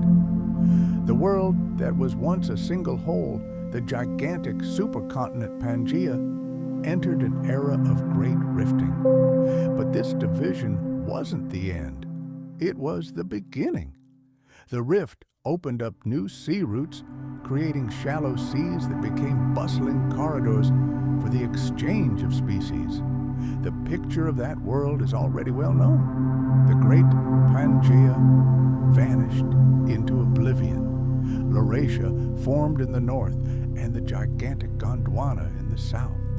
The Atlantic Ocean, which had only just begun to form, turned into a deep and wide chasm, and the ancient Tethys Ocean stretched for thousands of kilometers, dividing the northern and southern lands. At the margins of these tectonic plates, old oceanic crust was pulled back into the mantle, giving rise to fiery chains of volcanoes. We see traces of this great movement everywhere, in the distribution of fossils, in the magnetic signatures frozen in ancient rocks, in the striking similarities of geological structures across the continents. And yet, at the edges of this grand picture, blank spots remain. Scientists, paleogeographers, still debate the exact rate of continental drift in some regions.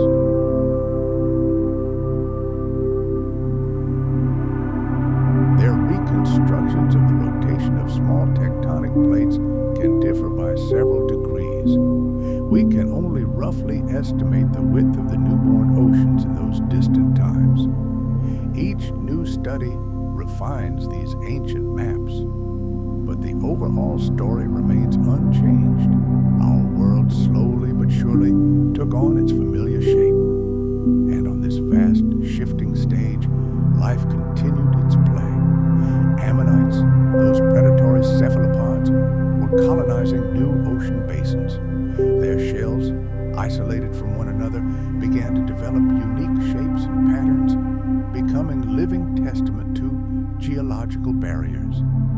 Marine reptiles like ichthyosaurs and plesiosaurs adapted to the new coastal contours and hunted in shallow waters. And on land, dinosaurs had already spread across both supercontinents, but their evolutionary paths took different paths, reflecting the growing distance between them. In the north, in Laurasia, armored giants like stegosaurus flourished, and in the south, in Gondwana, colossal herds of sauropods dominated, long-necked titans that shook the earth. In Europe, the first primitive birds were already fluttering along the shores of warm lagoons, while in Asia, their own, no less astonishing, avian creatures were appearing. The great divide of the continents became a powerful engine of evolution, sowing the seeds of the incredible diversity that would shape the future of the planet. The planet's climate reacted sensitively to these changes.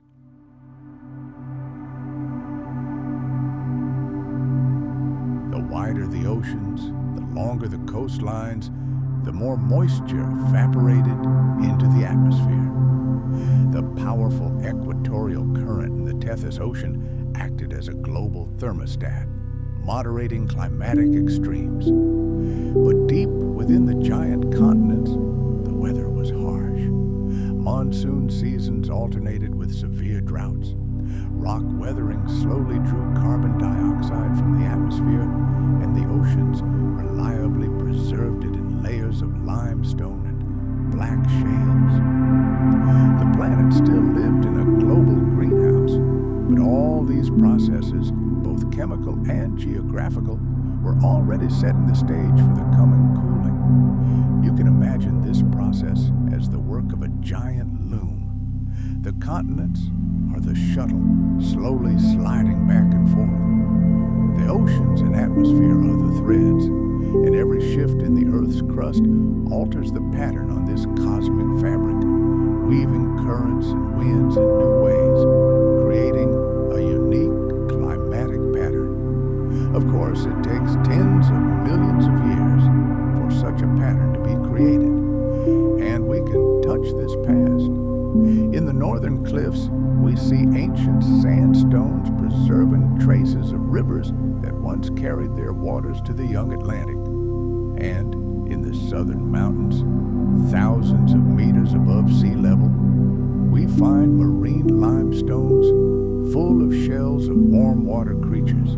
These stones are silent witnesses to how the bottom of a warm sea was lifted skyward by the collision of continents.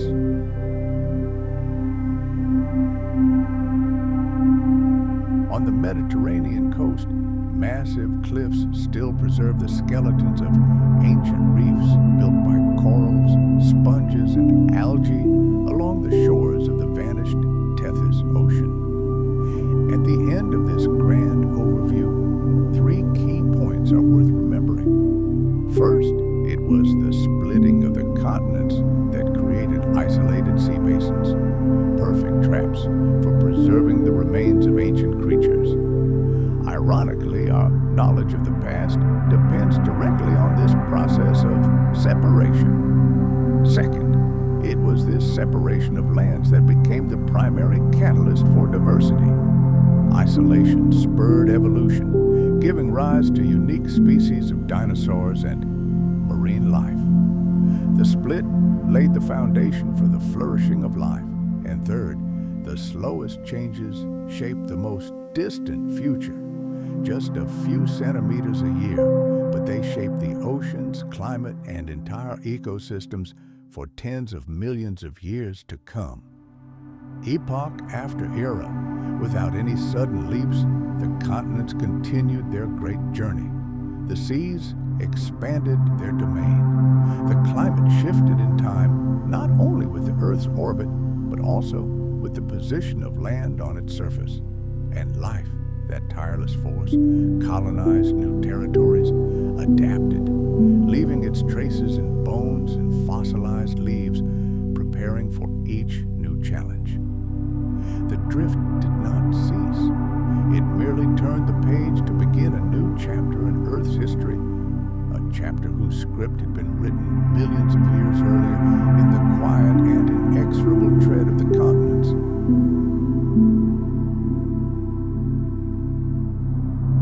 Everything begins with a barely perceptible sigh. It is not a living being, but the planet itself that inhales, followed by another, much deeper, almost silent exhalation. This rhythm repeats for millions of years, until patience itself becomes a geological force growing from the depths. The vast supercontinent seemed to be held together by sheer force of habit, but invisible forces were already at work, loosening the ancient bonds that had bound it for millions of years. And so, at the dawn of the Jurassic Period, the Earth's crust begins to stretch like skin parched by the sun. What was once a monolith thins and cracks, and long faults run across its surface, following ancient geological seams. Imagine this scene: gigantic valleys collapse, and at their edges, like the walls of a titanic fortress, jagged cliffs rise, entire land blocks tilt and sink, and in these newborn stone bowls, like dark molten glass, the first rift lakes spill out. This is not a catastrophe, but a majestic and leisurely dance of tectonic plates. Deep underground in the mantle, molten matter boils, its slow convection currents moving continents like ice flows on water. And when a continent is over such a giant updraft, the heat from the depths weakens its rocky grip, making the crust pliable and ready to break apart. Streams of liquid basalt rush upward through newly formed cracks, using them as conduits.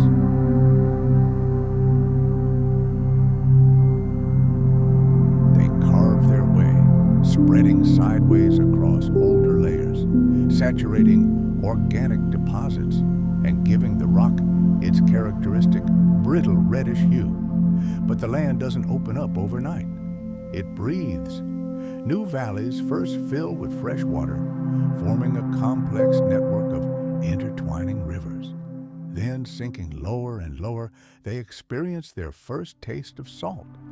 And there it is. The first, still timid, narrow ocean invades the very heart of the continent, as if tasting it. Thus, the future Central Atlantic is born. It appears not as a single sea, but as a chain of separate basins that will one day merge into a single whole. And when this happens, the very breath of the planet, its ebb and flow, takes on an entirely new form. The sound of this great geological turning point has never been heard, but the stones remember. The rocks preserve the chronicle of those ancient times in their patterns of solidified lava, volcanic ash, and compressed sand. However, there is one lesser-known detail to this story, hidden not on land, but at the bottom of the nascent ocean. Where lava flows violently into the cold water, something astonishing happens. The hot rock instantly cools, turning into rounded, smooth formations resembling giant pillows. They pile up on top of each other like a herd of sleeping seals, clad in a thin, shiny crust of volcanic glass.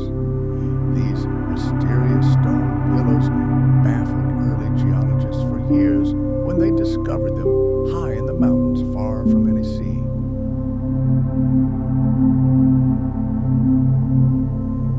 Only when the theory emerged that oceans can be born and die and continents can move did these strange rocks find their explanation. Far from the shores, in the very heart of a new mountain range rises, it's a long, continuous wound in the planet's body where basalt constantly erupts from the depths, creating new oceanic crust. And at this moment, a true miracle occurs. Iron-rich minerals, as they cool, forever imprint the direction of the Earth's magnetic field. As a result, symmetrical bands form on either side of the ridge, like a record written in invisible ink on a gigantic stone disk. It's the planet's diary, written by the cooling process itself. The frozen crystals irrefutably prove that the ocean floor is not just a passive basin, but a living, moving structure, a conveyor belt constantly creating new crust. As the stretched continental crust cools and thickens, forming vast underwater shelves, the once high and formidable fault scarps slowly sink into silence. Geologists call them passive margins, coasts that no longer lie above the collision zone. Volcanoes no longer erupt here. Peace reigns. They simply sink quietly beneath the water, accumulating kilometers of sediment like giant open-air swimming pools. In some narrow bays of the new seas, where the scorching sun evaporates the water faster than rivers can carry it, gigantic salt pans arise. Here, layer after layer, salt settles, forming layers hundreds of meters thick.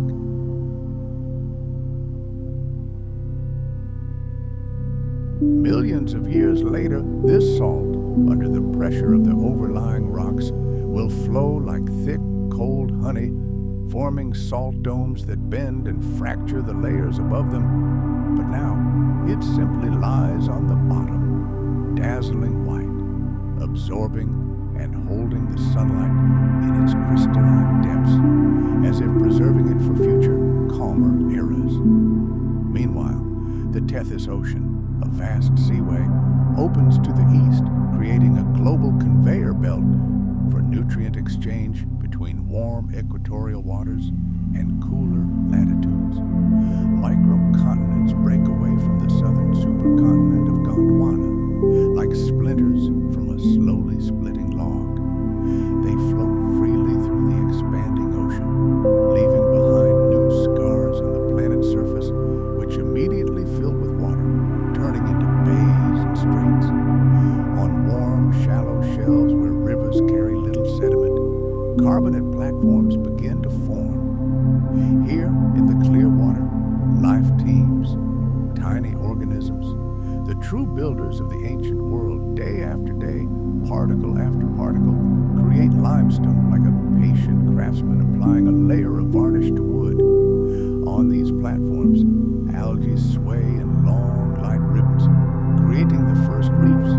Sponges and entire carpets of microorganisms bind the loose sediment, constructing a modest, yet incredibly strong underwater architecture. It is an undeniable fact. Destruction gives birth to creation.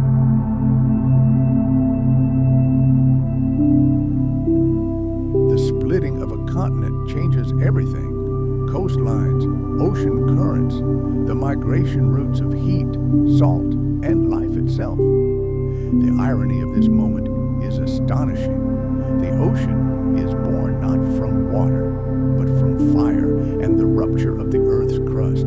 And this process creates the longest beaches and shallows in the history of the planet. A world that is breaking apart actually offers countless new cozy havens for creatures that would never dare cross the open sea. It creates new safe havens for them in the grand narrative of life. Even today, scientists debate the origins of this great rift. Was it powerful currents, mantle plumes, rising from the very depths of the planet? Or was it the forces that pull and push tectonic plates from their distant edges? The precise moment when stretched continental crust gave way to the first true oceanic crust is clearly defined in some places, while in others it has been forever obscured by subsequent geological events, erosion, and destruction. A connection between basaltic eruptions and subsequent episodes of oxygen starvation in some marine basins seems entirely plausible, but its subtle details remain elusive. In ancient rocks, we find traces of carbon isotopes and organic layers that tell their own story. But constructing a clear chain of events, especially in the most remote corners of the ancient world, is an incredibly difficult task.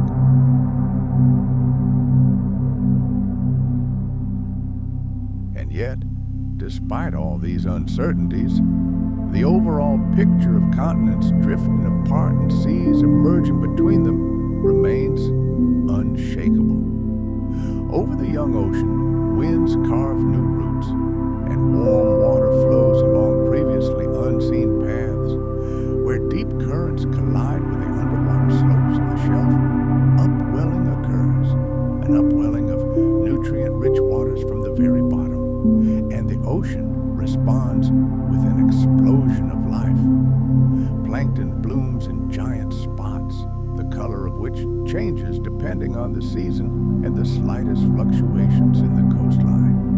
In open waters, for example, radiolarians build elegant glass houses for themselves from silica dissolved in the water. And when their short lives come to an end, these delicate skeletons sink to the bottom. Thus, life above turns into an endless rain of organic matter, nourishing the dark depths. On drifting plates, mountain ranges and volcanic arcs slowly converge with the plains, and through leisurely collisions are crushed into new mountain ranges. This reminds us that while one edge of the continent relaxes and becomes a passive margin, the other edge, somewhere else, is still in a zone of active struggle, being crushed and destroyed. A modern analogy is particularly appropriate here. Imagine the supercontinent as a garment with a giant zipper, and this zipper slowly opens, tooth by tooth.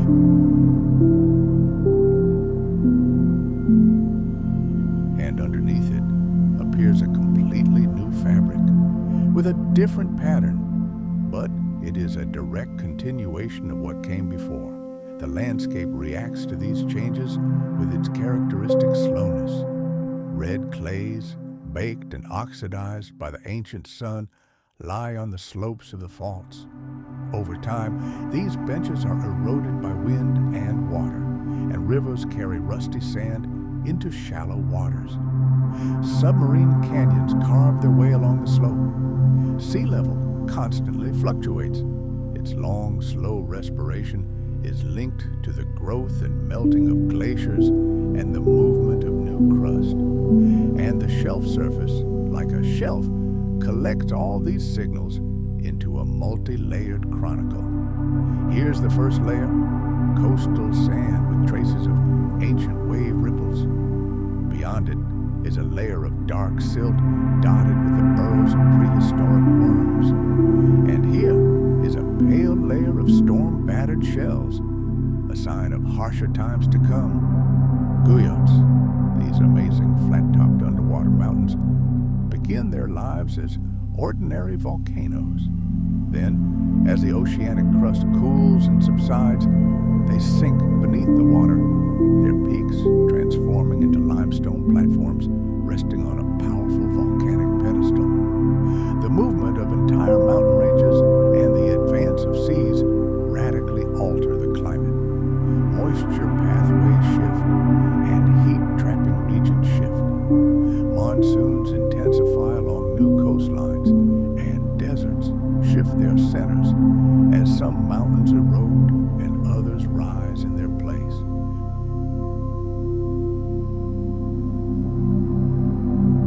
Losing its solidity, the Earth seems to gain a second wind.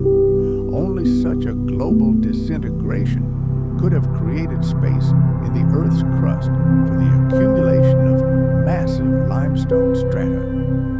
Only by fragmenting these land fragments like a necklace of shallow shelves, were able to foster such an incredible abundance of life.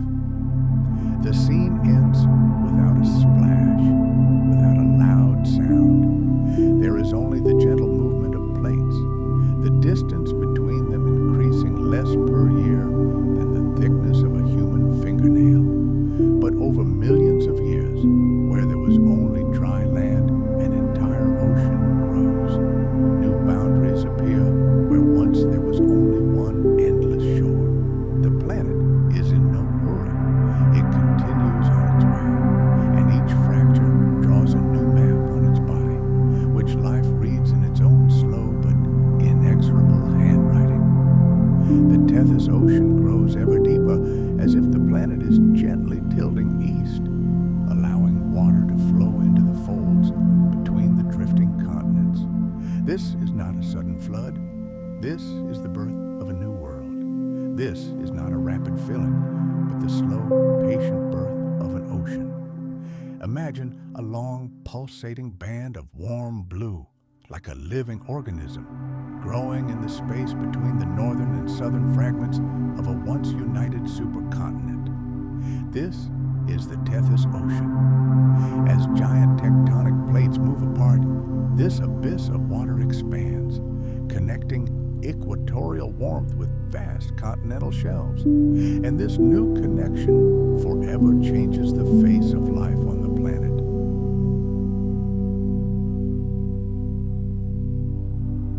Ocean currents carve entirely new routes through this expanding sea. They glide along the carbonate platforms like giant invisible hands, carrying with them warmth, spores, and the tiniest particles of life. Let's travel to these quiet, sun-drenched lagoons. Here, in the clear shallows, we see limestone builders finding a place for themselves closer to the surface. Tireless sponges, these living filters work with slow but incredible persistence. And now, like ancient architects, coral colonies return to their rightful places.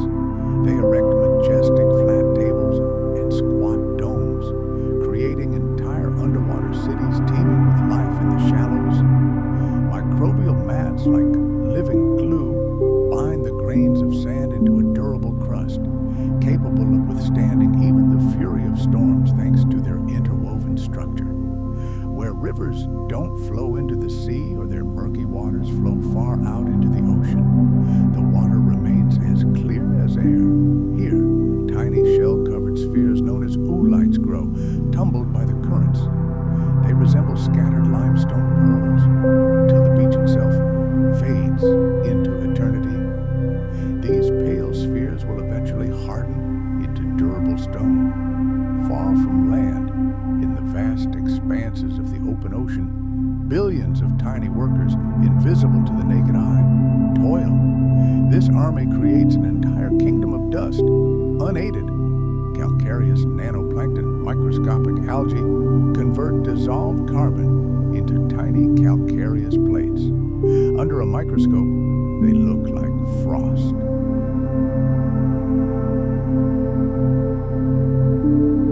When these organisms die, their tiny shells begin a long, slow journey through the deep blue water, settling to the bottom like an endless snowfall.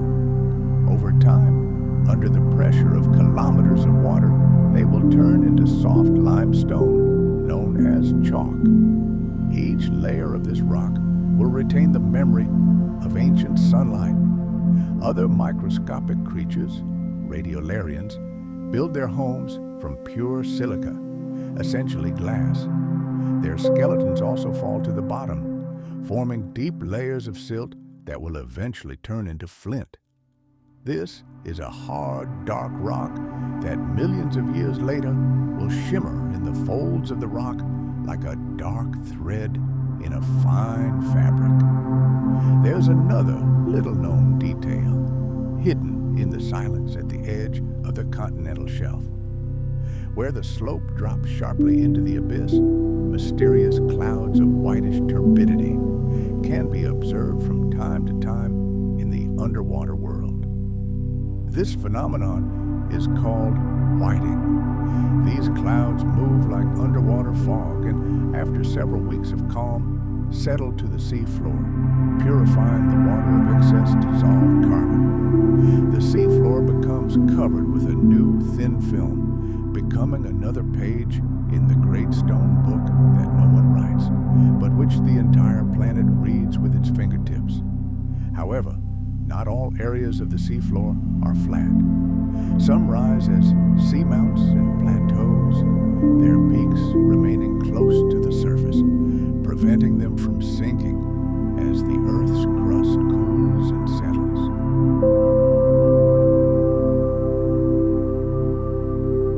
On the slopes of these seamounts, we see the remains of ancient reefs and layers of sand that slowly slide downwards like gentle underwater avalanches. As sea levels rise with the slow rhythm of this warm world, some peaks eventually sink and disappear into the depths, leaving only silence in their wake. Thin layers of sediment accumulate on these sunken peaks like soft blankets enveloping the dormant hill. A remarkable irony emerges from this process. The sea, formed by the splitting of the continents, becomes the greatest connecting link. Calm waters give birth to the hardest rocks, while the soft bodies of countless creatures layered upon each other after death transform into mighty cliffs that millions of years later will look so stern as if they could command armies. The map of life is changing along with the map of the world. Shallow water marine fauna is rapidly spreading along the entire Tethys Ocean belt. Families of ammonites, those spiral-shelled cephalopods, are leaving their traces across vast expanses that were once dry land. Reef fishes and countless invertebrates fill thousands of tiny niches in this living mosaic, repeated from one platform to another with only minor local variations. And along the coast, ichthyosaurs patrol like torpedoes, hunting in the warm waters off the chalk beaches. On the adjacent landmass, monsoon winds become increasingly stronger as the sea expands.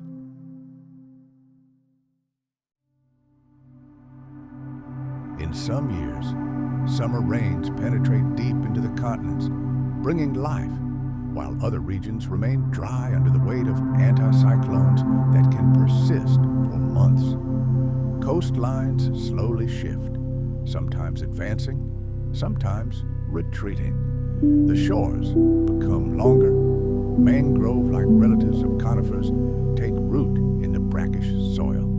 Vast fern prairies flood and drain during the highest tides, caused by the general rise in sea level. The Tethys Ocean is becoming a gigantic heat pump for the planet. Warm surface waters flow westward along one edge and eastward along the other. Where these currents meet, giant eddies form, resembling sleeping cats, then slowly disperse. Upwelling or rising waters brings nutrients to the surface, where winds push the surface water away from the shore. In these zones, plankton blooms in vibrant stripes, coloring the sea alternately green and blue. Large animals are unaware of these iridescent colors, yet their entire lives depend on this invisible oceanic garden. Of course, there remains a degree of uncertainty. Reconstructing an accurate picture of the currents in that distant time is an incredibly difficult task. Scientists reconstruct it based on the size of sand grains, the isotope ratios in rocks, and the migration routes of fossils. And while the general patterns are clear, the details change with each new core sample and each new study.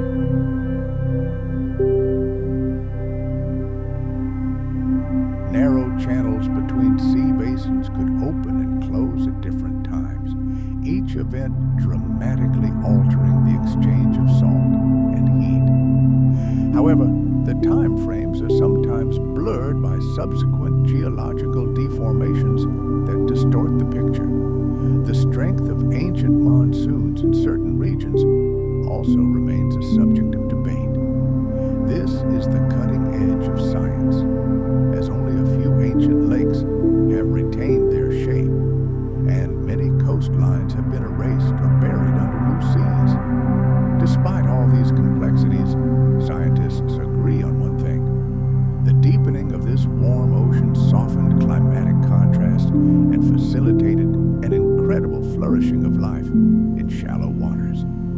Rich in warmth and nutrients, the Tethys Ocean became a cradle for marine flora and fauna throughout the Jurassic Period. Another analogy can be used to describe this sea. Imagine Tethys as a gigantic corridor running through the planet's multi-roomed mansion. It carries warmth from the sunlit kitchen to the cool halls, spreading the scent of salt and life through thresholds that were once impenetrable walls. And in this corridor, we see the principal travelers who define the era. Graceful ichthyosaurs dart over a slope where the sunlight turns a dreamy blue. Long-necked plesiosaurs raise their small heads above the water to scan the horizon, then silently disappear into the depths.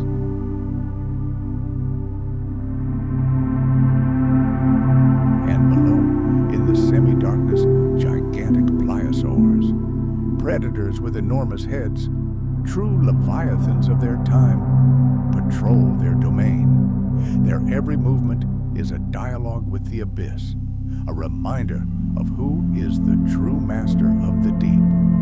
None of these creatures care where the shelf was yesterday or where the mountain range will rise tomorrow. They simply live their lives in this sea, obeying its rhythms, temperature gradients, and prey migrations. On the reef platforms themselves, the builders continue their measured, eternal work. During the day, strands of coral flesh emerge from their shells to catch floating food. At night, they glow faintly under the moon, which to them is just a dim version of the sun. Sponges, these living pumps, pump water through their bodies. In a week, a single sponge can filter enough water to fill a small pool. Crinoids or sea lilies raise their feather-like arms to catch what the current has forgotten to carry away. And here, at the foot of every cliff, lies a final, gentle irony. The most common rocks of this time are created not by roaring volcanoes, announcing themselves with fire and fury, but by the quiet, endless repetition of small lives that will never see the whole they created. Tethys is not a drama.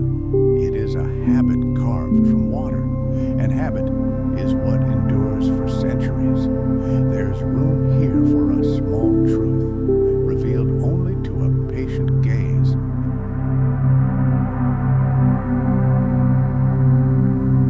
In certain mountain belts that were once the bottom and slopes of this sea, modern climbers find layers of red and green mudstone edged with hard black bands of flint.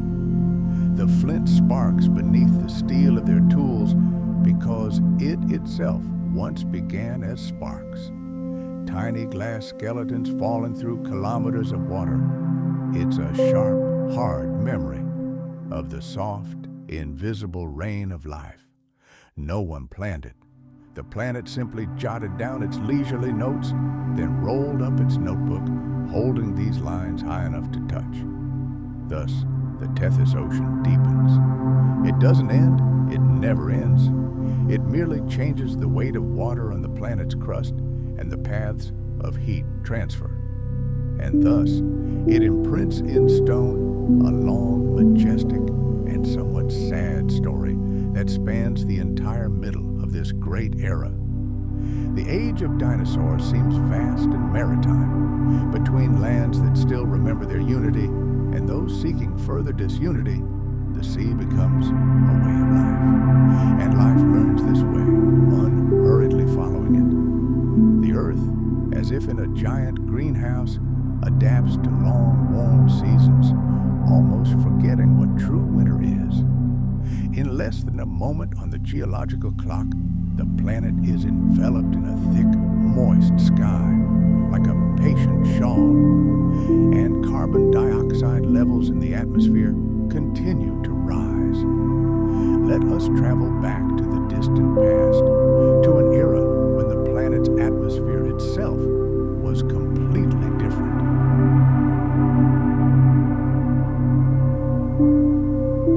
Carbon dioxide levels in the air were significantly higher than we can imagine today, and this was due to incessant volcanic activity, the fiery breath of the young Earth.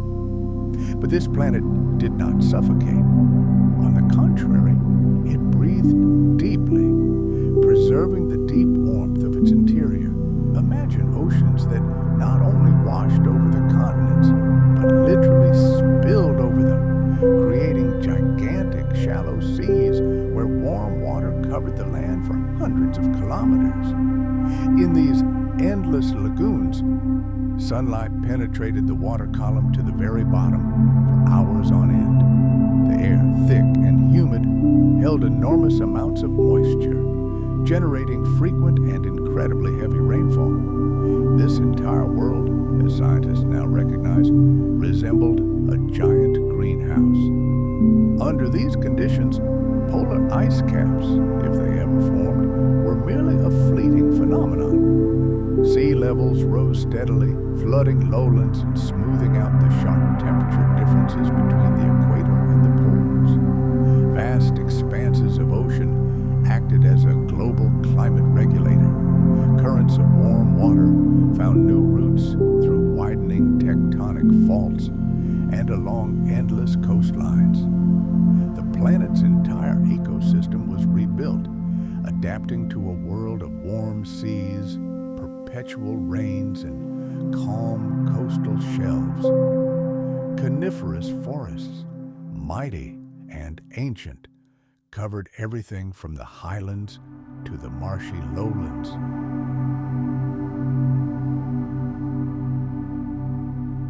Every morning, their needles and scales were covered in beads of mist, filling the air with the rich aroma of resin and damp stone.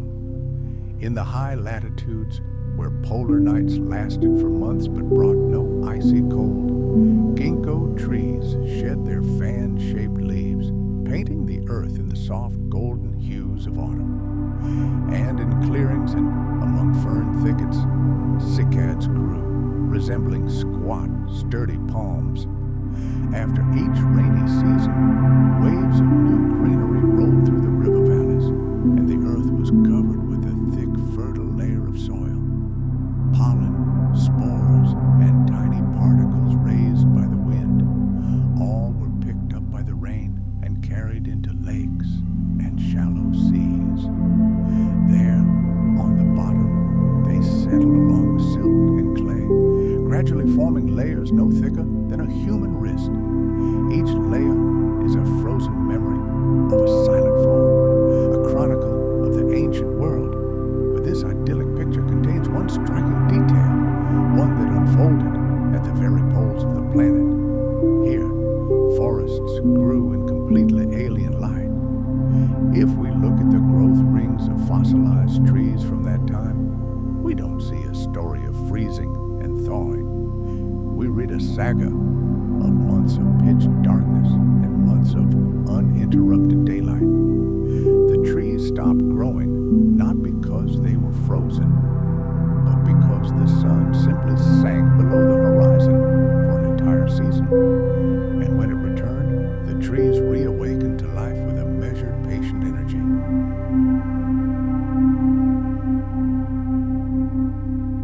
These rings speak not of a brutal winter, but of long, endless twilight and a slow, deep rest. The chemical composition of ancient seas also tells a story of global warmth.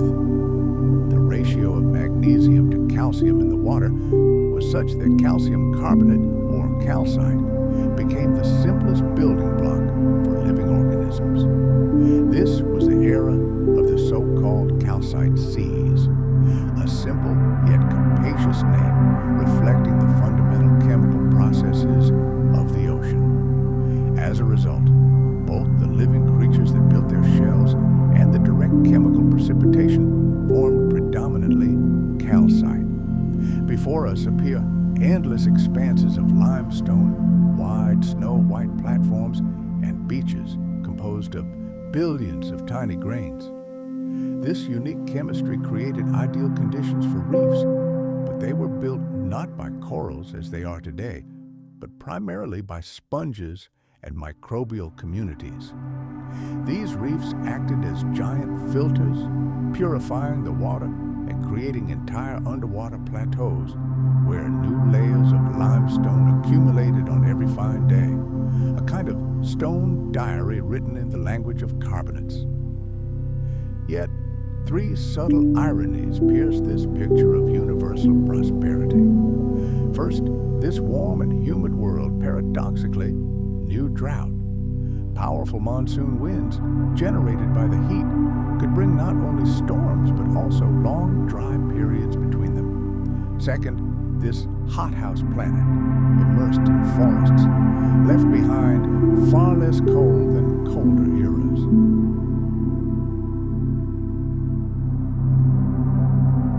Its history is recorded not in black strata, but in white limestone strata. And third, rain itself, born of heat and giving life, became the primary climate regulator.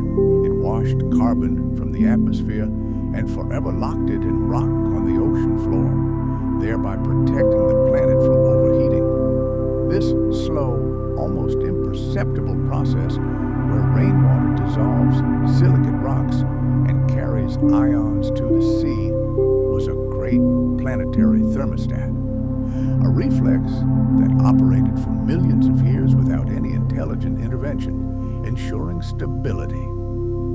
Of course, mysteries remain.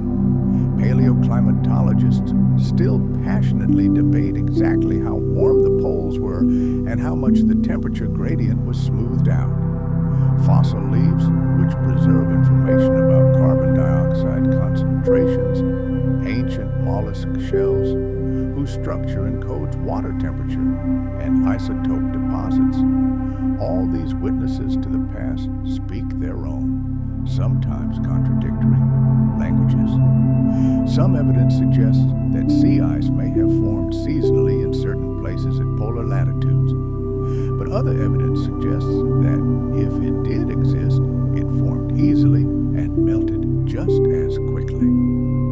Despite these scientific debates, the overall picture remains unshakable. The planet was warm, sea levels were high, and any ice was only a short-lived visitor. The surface of the ancient Earth was perfectly textured according to its climate.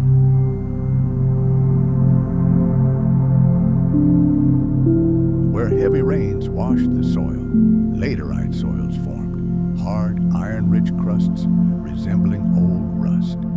In seasonally dry zones, groundwater, saturated with carbonates, cemented the dust and sand, creating natural pavements that retained moisture.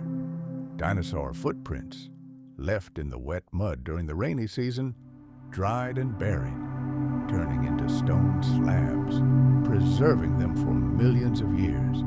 On tidal flats after the waters receded, fine ripples intertwined with dinosaur tracks, creating a perfect record of footsteps and tides. And the resin flowing down the trunks of the coniferous trees turned into amber, forever encasing bubbles of ancient air and the wings of tiny insects. Time capsules that would outlive entire mountain ranges. Along the coasts, in areas similar to modern mangroves, special species of coniferous trees grew. Their roots trapped floating silt, gradually creating new land where only yesterday there had been water. But the world was not one continuous swamp. Deserts persisted inland where mountain ranges blocked the path of moist winds. Vast sand dunes advanced beneath a clear, merciless sky, even though underwater meadows and reefs could thrive on nearby seashells. An analogy can be drawn with our own time.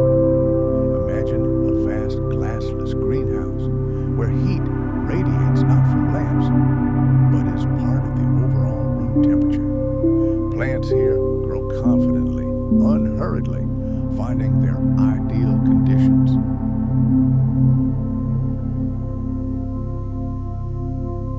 Powerful storms rage over the oceans, fed by surface heat, but overall, the climate system is more stable than chaotic. Tropical cyclones may have existed, but their traces are rarely preserved in the geological record. The Stone Book of Memory prefers to preserve only the layers of shells that rare but powerful hurricanes washed up on the edges of the continental shelf. Most of the time, the days here were calmer than any storm. These were days of gentle wind and bright sunshine, when plankton slowly settled to the bottom and burrowing worms left intricate patterns on the seabed. Back then, the planet was more a builder than a destroyer. In the background, that same geological thermostat silicate weathering worked constantly. The rock, which quickly disintegrates under the influence of heat and rain, takes carbon from the air and sends it into the sea, where it turns into limestone. This wasn't instant salvation, but a slow but steady promise of stability that held back even the most powerful volcanic eruptions. The forests filled the humid air with the rich scent of pine needles. Droplets of water in the atmosphere created a light haze that scattered sunlight and reflected some of the heat back into space, a subtle shift in balance that brought peace. We see pterosaurs soaring on warm air currents above the dark green treetops. Small feathered dinosaurs rustle in the fallen leaves in the shade of the dense undergrowth. Beetles tunnel under the tree bark.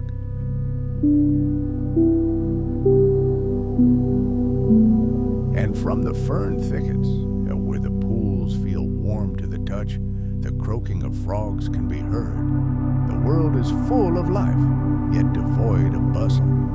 In an era when glaciers are almost non-existent, rivers carry less sand and silt into the ocean. The seas become clearer and light penetrates deeper, further facilitating the growth of limestone platforms. This rock is then uplifted by tectonic forces, forming cliffs on land. In a world that barely knows frost, the main marker of the seasons is not ice, but light itself, whose cycles are recorded in the growth patterns of trees and shells from the poles to the equator. We end our journey where we began, in the embrace of warmth. The sky, like a soft blanket, is draped in greenhouse gases. The sea stands high above the land, measuring time with the long, slow pulse of the tides. The forest breathes, sheds its leaves, and breathes again, while the offerings of time accumulate on the seafloor, grain by grain. The planet is not trapped. It exists in a state of great balance. This allows the slow mechanisms of nature to do their work, and life to strive for harmony, filling this ancient world with a patient, confident green. Here, in the depths of the ancient ocean, even stone breathes. The sea hides its secret in calcite, which settles on broad underwater plateaus like a frozen pale breath. The water picks it up and carries it on.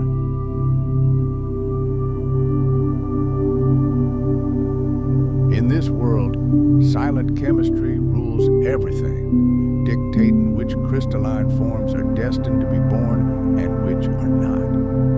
Imagine that today's oceans rely on aragonite, a form of calcium carbonate to maintain the delicate balance between dissolved magnesium and calcium. This is a fundamental law of nature, immutable and constant. But let's fast forward to hundreds of millions of years ago. When the magnesium to calcium ratio in seawater drops, nature makes a different choice. The shells of ancient mollusks and the cement that binds seafloor sediments are formed as a different mineral, calcite. But when this ratio conversely becomes high, its cousin, aragonite, comes into play. Throughout most of the Jurassic giant mid-ocean ridges, underwater mountain chains actively interacted with the ocean, exchanging heat and chemical elements. This created unique conditions for the formation of crystalline structures. These underwater volcanic systems acted like giant chemical pumps. They greedily absorbed magnesium from seawater and enriched it with calcium in return. The balance of forces shifted. As a result, limestone was born on the seafloor, a rock composed of calcite clays, compressed calcite shells, and calcite cement that bound it all together while still submerged. It was a silent, invisible masonry, never touched by a builder's hammer. A different spectacle unfolded in the sunlit shallows.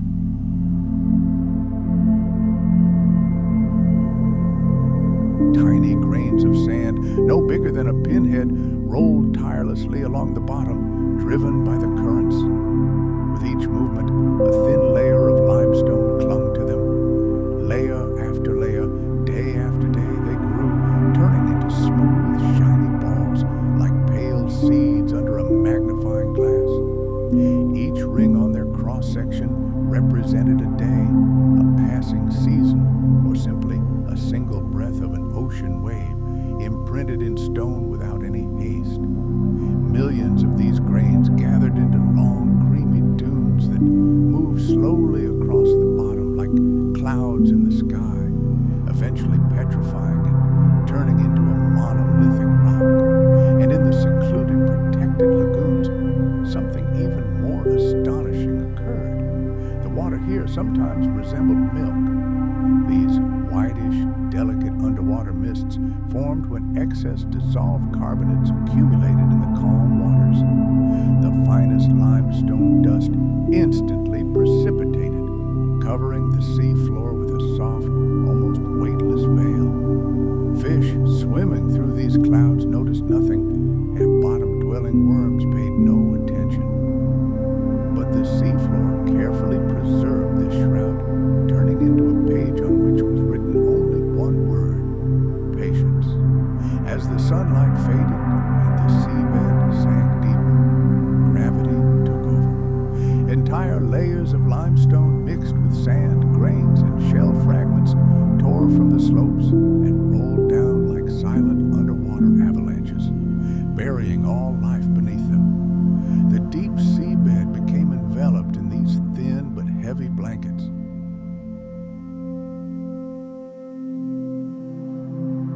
And from above, from the open sea, a steady, quiet rain fell. These weren't droplets of water, but microscopic plates of calcareous nanoplankton, tiny, single-celled organisms. Their bodies were so small that a single handful of bottom mud could conceal an entire galaxy of these creatures. Where the light finally faded, the scene changed.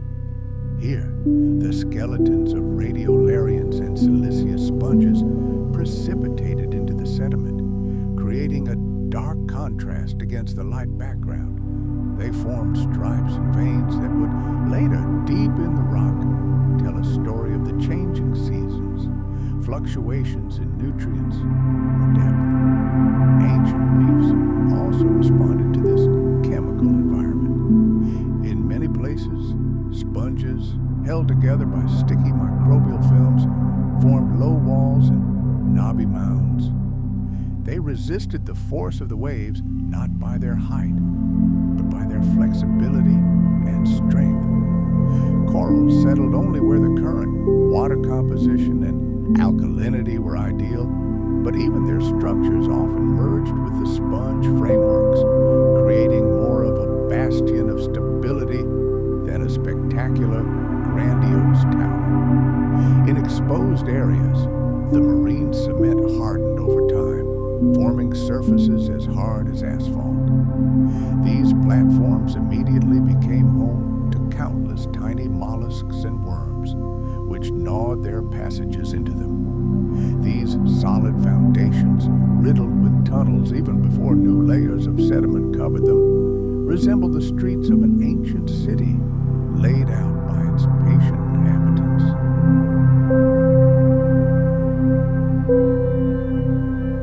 They tell us that the ocean, as if anticipating its future transformation into stone, began this work long before the death and burial of all life. And here we see three great ironies of fate. First, the purest and clearest waters, often nutrient poor, ultimately create the thickest and most massive rocks. Second, the most complex and multi-layered rocks are composed of the remains of the most delicate creatures and the finest cosmic dust. And third, chemistry, which seems like a minor ingredient in the ocean's recipe, actually becomes the primary force, creating entire landscapes that are later destined to become mountain ranges. Living creatures adapted to the sea as if it were a slow-moving workshop. Mollusk shells were most often composed of calcite because the water made this building material most readily available. Mussels and oysters that colonized shallow platforms left behind entire layers of their shells, which later fused inexorably into the limestone. It was as if the ocean tide itself were the mortar that held this masonry together. Green, calcareous algae gave a lacy texture to the lagoon muds, and after their death, they disappeared, leaving behind only intricate patterns. Microbial mats, like sticky carpets, trapped sand and silt, forming hummocky mounds known as stromatolites. In secluded corners, where herbivores were few, each stromatolite layer was as thin as an exhaled breath.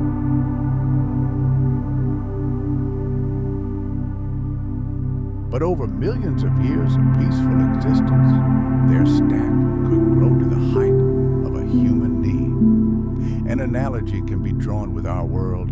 The ancient ocean is a stonemason's workshop, where every depression is his workbench, every wave is his hand, and every day lived is another grain of fine lime settling on the silent body of the future stone. Modern scientists agree that chemical exchange on the seafloor, particularly in the mid-ocean ridge regions, regulated the balance of magnesium and calcium. Magnesium was absorbed by newly formed oceanic crust, and calcium was released from basalt by the circulation of hot waters. However, the precise power of this natural pump in the past is incredibly difficult to reconstruct. Rivers flowing from the continents also influence the ocean's composition, but even here, there are still uncertainties. Signals from the past overlap, and many ancient rocks have been completely reworked by subsequent geological processes. Even within the same sea, due to localized temperature changes or evaporation, one small bay could produce one set of minerals, while the neighboring Gulf could produce something completely different. Fragile needles of aragonite could grow in one corner, while dense calcite mud was deposited in another. But the overall picture remains true. That era favored calcite, and the rocks that have survived to this day serve as irrefutable proof of this.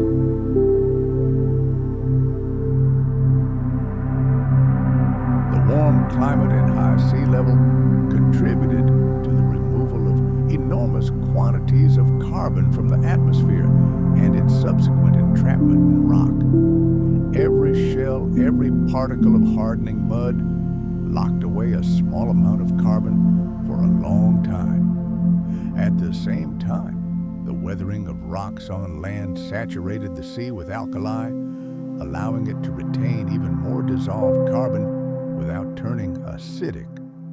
This preserved the very possibility for living creatures to build their calcareous shells. In the ocean depths, there's an invisible boundary below which calcium carbonate dissolves faster than it accumulates. It's a kind of shifting floor for limestone. In the warm, well-mixed ocean of the Jurassic, this boundary was much deeper than in our cold times.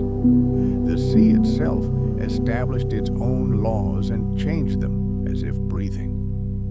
Here are a few more observations that seem dry, but lead to astonishing conclusions. In a world where the ocean produces limestone on an industrial scale, ordinary quartz sand may be very scarce. Therefore, on many ancient coastlines, the sand did not have a glassy sheen, but was soft and white, like powdered sugar. And the more limestone the sea created, the faster new limestone appeared. The Earth's crust sank under the enormous weight of sediment, forcing the sea to deposit ever new layers, filling the resulting space. And finally, creatures that built their shells from the materials available to them became hostages to chemistry.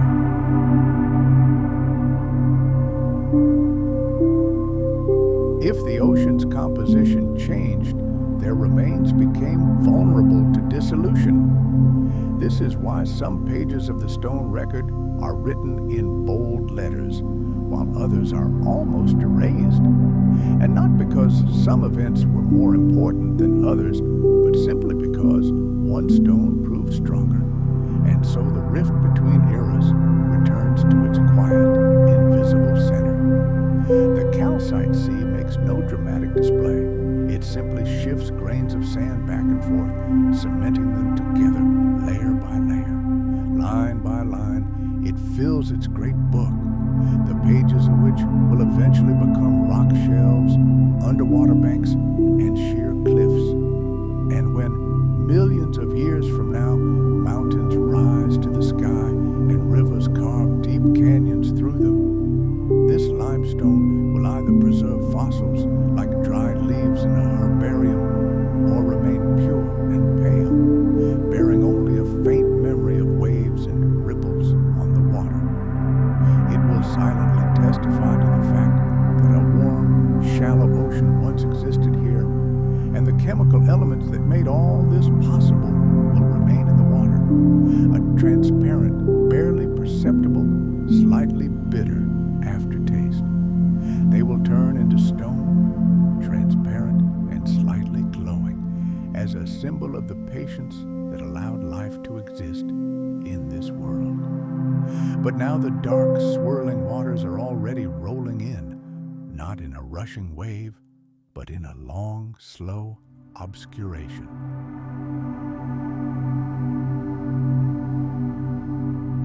An oppressive silence descends over the sea basins and underwater plateaus until the ancient sea floor preserves the memory of a time when oxygen was an integral part of it. But at the dawn of that era, something terrible happened. Imagine an ocean that began to suffocate.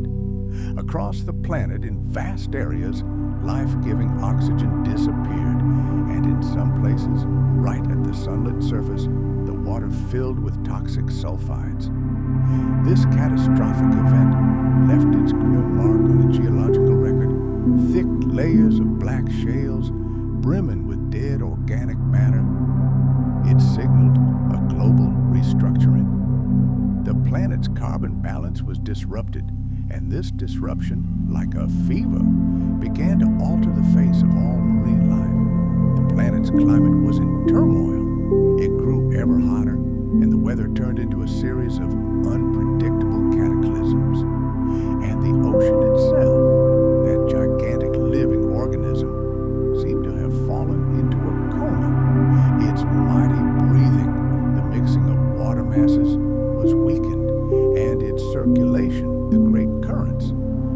almost stopped in entire regions.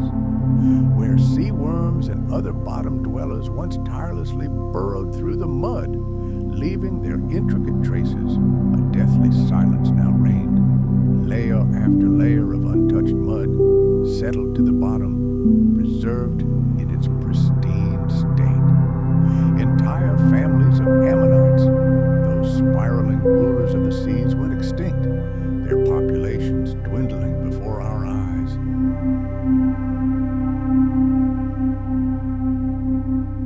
Bivalves abandoned their natural habitats, which suddenly turned into death traps. Some species disappeared forever, their evolutionary lines broken. But nature abhors a vacuum. Other, more resilient creatures found refuge in these dark, half-dead niches.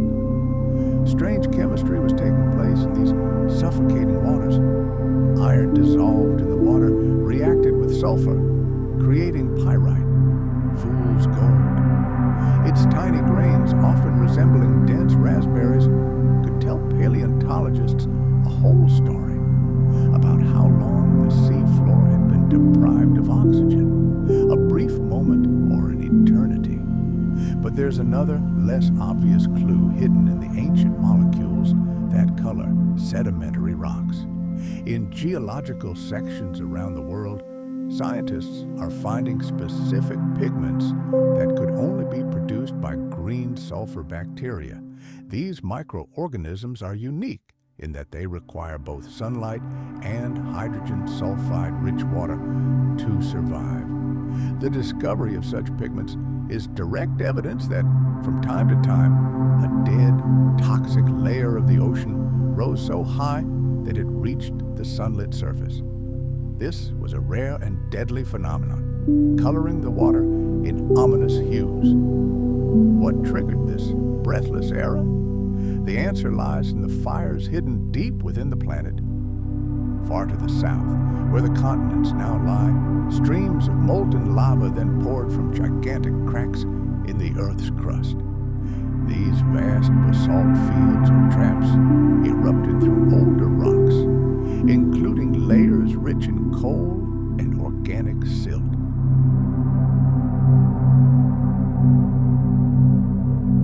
Imagine this underground hell, molten magma, like a giant soldering iron, collides with these carbonaceous layers. The incredible heat literally roasts ancient organic matter, triggering a colossal release of greenhouse gases. Carbon dioxide, methane, and other volatile compounds rush into the atmosphere. The sky darkens with ash and gases. The planet's temperature rises sharply. The entire precipitation system changes, and the ocean, like a sponge, absorbs this thermal energy. The carbon cycle, which usually operates for millions of years, is overloaded. Analyzing carbon isotopes in ancient shells and organic matter, scientists see sharp spikes, evidence that a huge amount of light carbon entered the atmosphere, the source of which could only have come from the Earth's interior or those very same baked sedimentary rocks. This chemical sigh of the planet, frozen in stone, found its echo in the ocean. The sea responded by holding its breath in its depths. Its warm surface waters became less dense, which stopped vertical mixing and led to stagnation. On the shallow shelves, black, organic-rich silt began to accumulate at an incredible rate. Due to the lack of oxygen, decomposition processes practically stopped. Like a sarcophagus, this silt buried everything. Tiny rock particles, plankton bodies, algae, and even the soft tissues of large creatures unfortunate enough to perish in these waters. And herein lies the greatest paradox.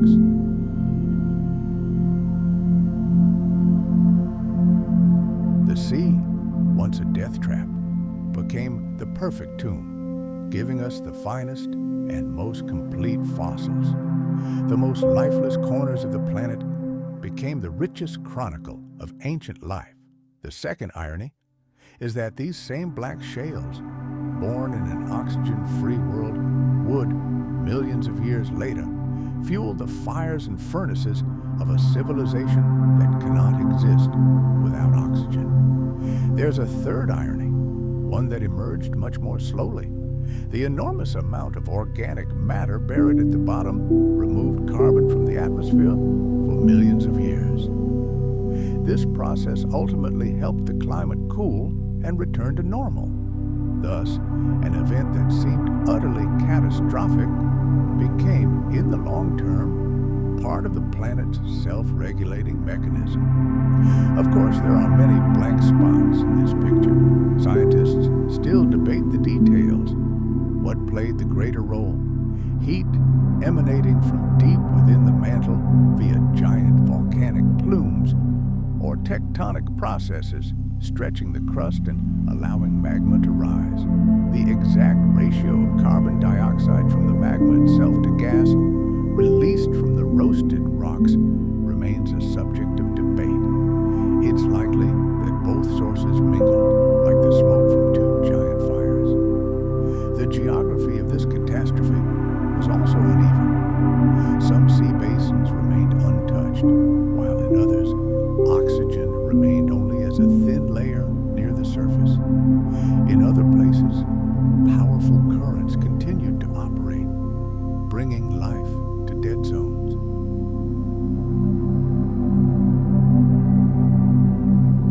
Even the deepest basins were not completely lifeless. The duration of these anoxic events also varied from place to place, making it difficult to create a unified picture. However, the general pattern of events remains unchanged. Increasing atmospheric carbon dioxide led to warming. Warming slowed ocean circulation. Slowing circulation led to oxygen starvation. As a result, black shales accumulated and life on the planet changed dramatically. Then, over time, feedback loops in the climate system began to turn back the wheel of time. Let's travel back to the present day, to the excavation site, to see the traces of this drama with our own eyes. Before us stands a cliff of dark shale somewhere on the coast of a northern sea. With a gentle movement, a geologist separates paper-thin slabs of rock. Their surface glistens with a soft sheen. On one of them, we see the imprint of a flattened fish, its bones coated in a silvery layer of pyrite. It stands frozen in eternal repose, as if simply asleep. Nearby is an ammonite shell, its chambers half filled with calcite crystals. Here's a quarry, located far from any modern ocean. On a huge slab of stone, the skeleton of a marine reptile was preserved. Below, in the depths, poison awaited it, while from above, a saving light beckoned. When a geologist cracks this slab, a faint scent of sulfur fills the air like a lit match, the scent of that very ancient Dead Sea.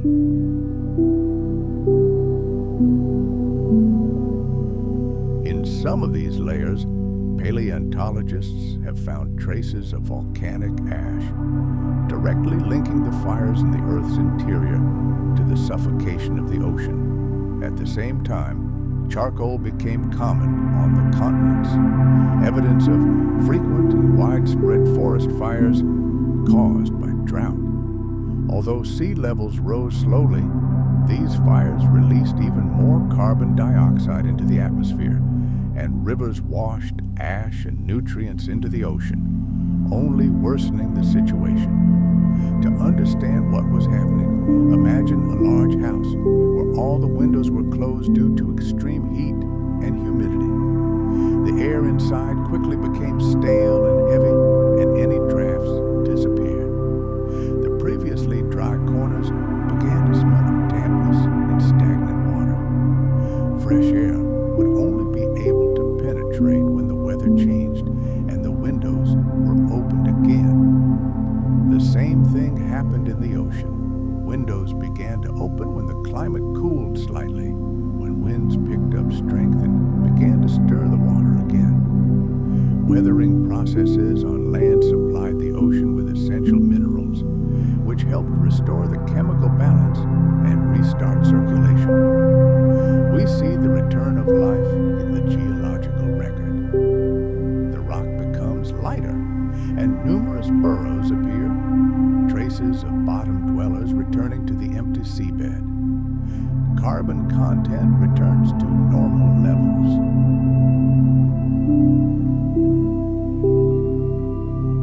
Even the slightest climate change could have thrown the system out of balance, turning a breathing ocean into a suffocating one, and this state could have lasted so long as to seem the new normal. Only in places where seafloor life was completely absent were the imprints of creatures falling from the surface preserved in perfect condition. Only when the ocean ceased to breathe were we able to read its history so clearly.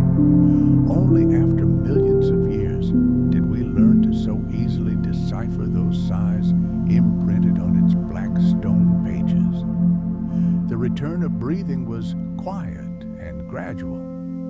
It manifested itself in the first irregularities on the smooth surface of the mud, in the disappearance of sulfur-containing molecules, in the appearance of tiny shells of bottom-dwelling creatures. But the memory of this darkness remained forever, becoming part of the history of our planet, explaining why some evolutionary lines were interrupted while others took entirely new paths. The planet knows no hurry. It slowly moves from one state to another, forming its habits. And habit is that great patience of nature that transforms a global crisis into a page of geological history. The Earth is learning to breathe again, and in this newfound balance, a great era continues. Let us travel back millions of years to a world where the land is shrouded in endless forests, devoid of a single flower. It is a landscape like a quiet, endless melody that never breaks into a loud chorus.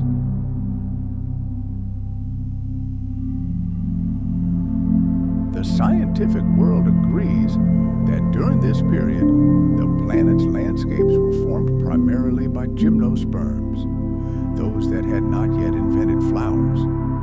In these primeval coniferous forests, bizarre cycads, resembling low-growing palms, share their habitat with ferns that reproduce via spores, while true flowering plants are still preparing for their grand entrance onto the stage of evolution. A unique aroma already permeates the landscape.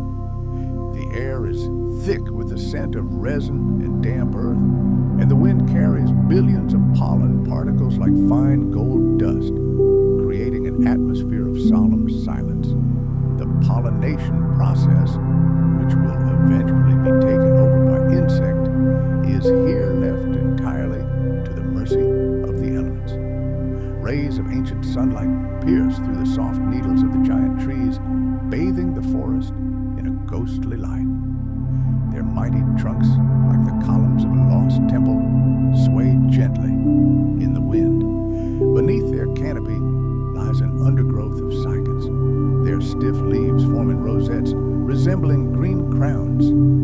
Each leaf glistens with a glossy surface, and here are the ginkgo trees, living fossils unfurling their unique fan-shaped leaves, fluttering in the wind like tiny green flags.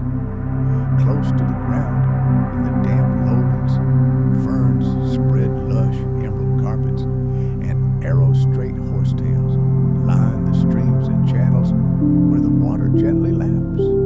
The entire forest is thick with the scent of resin and rotted bark.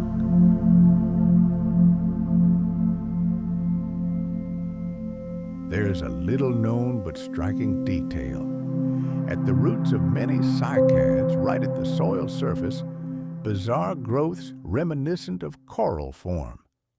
It turns out that this unique habitat is home to blue-green bacteria. These tiny organisms perform a true miracle. They capture nitrogen directly from the air and transfer it to their host plant. This silent and invisible alliance nourishes these green giants, making their crowns even darker and denser. Here's another little secret of this world: the resin of coniferous trees. It slowly oozes from wounds in the bark, hardening into amber tears, within which tiny bubbles of ancient air are forever sealed. Most of this resin will crumble over time and return to the soil, but some drops will harden so much that they turn into stone, preserving the memory of a long-gone summer for millions of years. And here, three astonishing paradoxes unfold before us. First, a world that has yet to see petals is already fragrant with the complex aromas of pine needles, crushed fern leaves, and the freshness after rain. Second, forests that are yet to see bees are nonetheless filled with the incessant hum of winged insects. They flock here in search of wood, spores, sap, and of course each other. And third, the most astonishing paradox: the planet's most gigantic inhabitants, the colossal herbivorous dinosaurs, support their colossal bodies by feeding on foliage, which at first glance seems incredibly energy poor.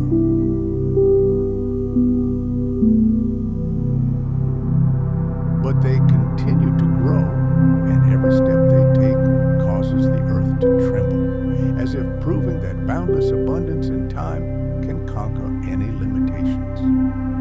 This entire living architecture is formed by the subtle interplay of water and light. On the highlands and river valley slopes, the roots of conifers intertwine to form a powerful framework, holding the soil in place and preventing landslides. Boundless fern meadows stretch across the vast floodplains, periodically flooded. As the water recedes, it leaves behind a thin layer of fertile silt, which, like the pages of an ancient book, forever imprints paw prints and leaf imprints.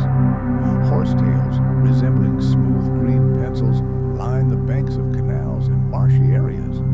And some conifer species, like modern mangroves, have learned to grow right by the water, trapping silt with their roots and literally creating new land from the moving water. Spacious ginkgo groves spread across temperate latitudes. With the onset of long polar nights, their leaves acquire a delicate golden hue. This isn't due to severe frosts, but simply to seasonal changes in light.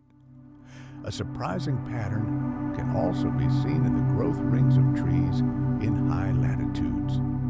They reflect not the cycles of freezes and thaws, but rather the alternation of long polar days and nights.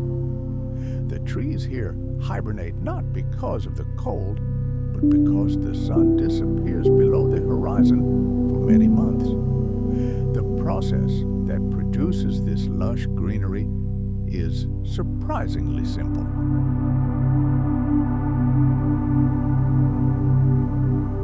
Wind pollination and spore dispersal are a game of mass, a game of luck. Consistent warmth and abundant rainfall only contribute to this.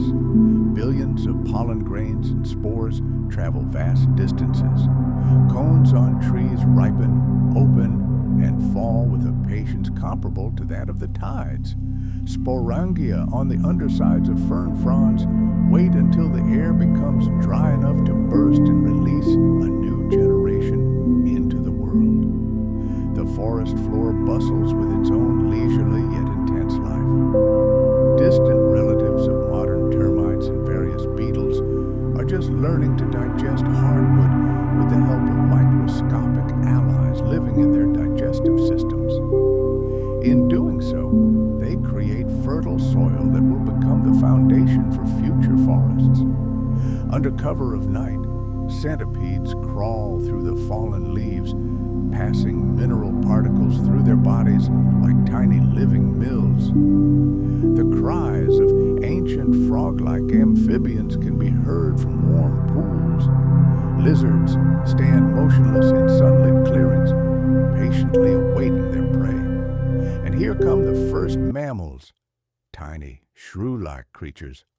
Waking, they lift their tiny muzzles and inhale the night air, filled with the scent of pine and damp dust. Small predators glide silently through the undergrowth, their shadows merging with the darkness in silent agreement with the main law of this world. Do not attract attention to yourself. Fire here is not an all-consuming catastrophe, but rather a low, muffled drumbeat, beating out the rhythm of nature.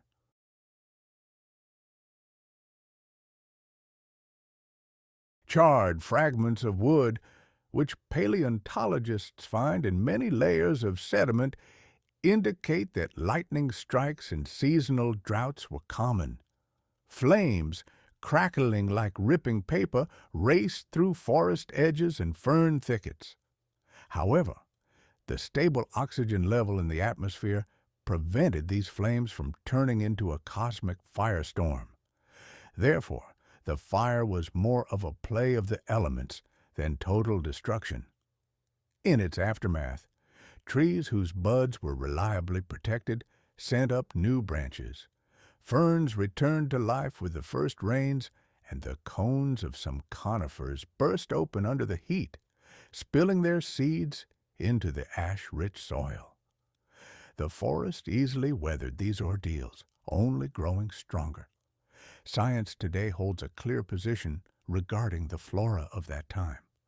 The overwhelming majority of fossil finds, pollen, leaves, wood, belong to conifers, ginkgos, cycads, and ferns.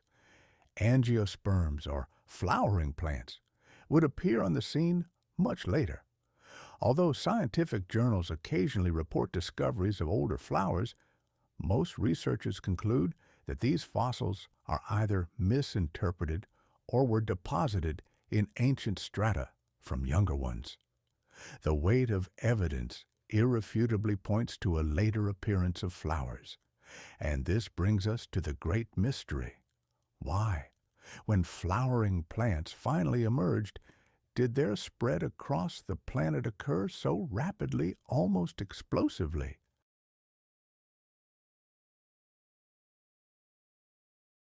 Perhaps it was due to new alliances with insects, which made reproduction far more efficient, or perhaps the changing world, with its unstable soils and rivers, demanded more rapid life cycles, or perhaps subtle changes in the composition of the atmosphere opened up new opportunities for them.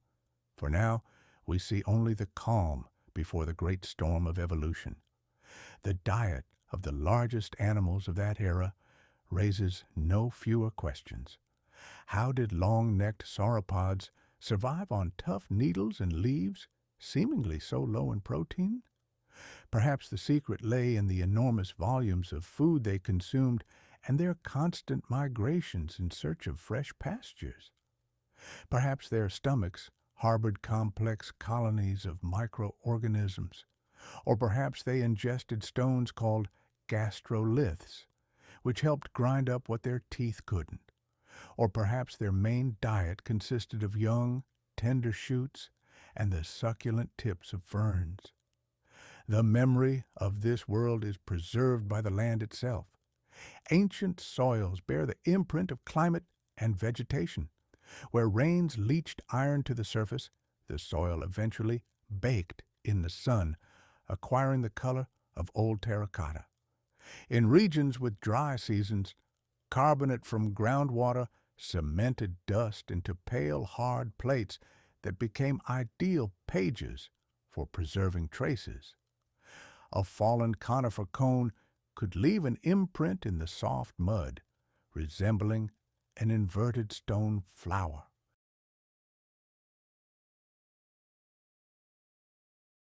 And fern fronds imprinted themselves into the silt with such force that when the rock fractured millions of years later, every tiny vein could be discerned. Resin flowing down the wounded bark would, in rare cases, envelop an unwary insect or a fragment of a wing, but more often it would simply solidify around an air bubble and accidentally trapped pollen particles, creating a tiny archive in the form of an amber bead. Viewed from above, this ancient landscape appears like a vast, meticulously planned botanical garden. Pavilions shaded by colossal conifers, courtyards lined with cicads and horsetails, and open lawns covered in ferns. It was a world of harmony and grandeur, a garden created with incredible love and care, yet devoid of a single vibrant flower.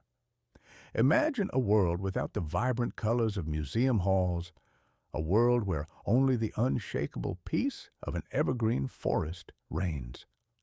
This is not just a thicket, it is a gigantic open-air room, the walls of which are the trunks of ancient trees.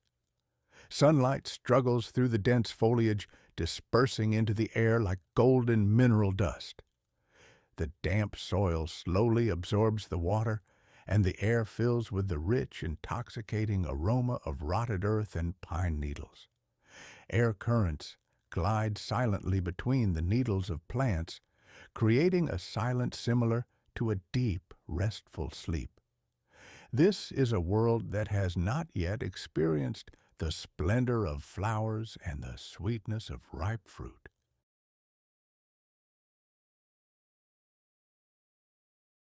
It will be a long time before the first petals appear and the air becomes saturated with their nectar. But the anticipation of this sweetness is already everywhere, hidden in the sap of plants, in the finest threads of mycelium, in the tender, newly hatched shoots. The gigantic herbivores that roam these forests rely on their phenomenal sense of smell to unerringly find food in this green ocean. Only millions of years later will bees and other insects create the wondrous union between flower and pollen that we know today. But for now, this role is played by wind and chance. They are the ones who keep the great book of nature, allowing forests to conquer ever-new territories, rising from coastal lowlands to distant highlands. And when a new, vibrant world finally blossoms on the planet, it will become clear how long Earth has been learning to create this abundance from the simplest elements. This process, once initiated, never ceases. The silent stones on the riverbanks serve as eternal witnesses of this era. Water leaves its fleeting patterns on the sticky mud. The air, passing through the pine needles, is saturated with oxygen. And when a gentle breeze sweeps between the trees, whole clouds of pollen rise into the air. This ancient forest breathes measuredly, deeply, without any hurry. It has nowhere to rush, and its inhabitants are a match for this forest.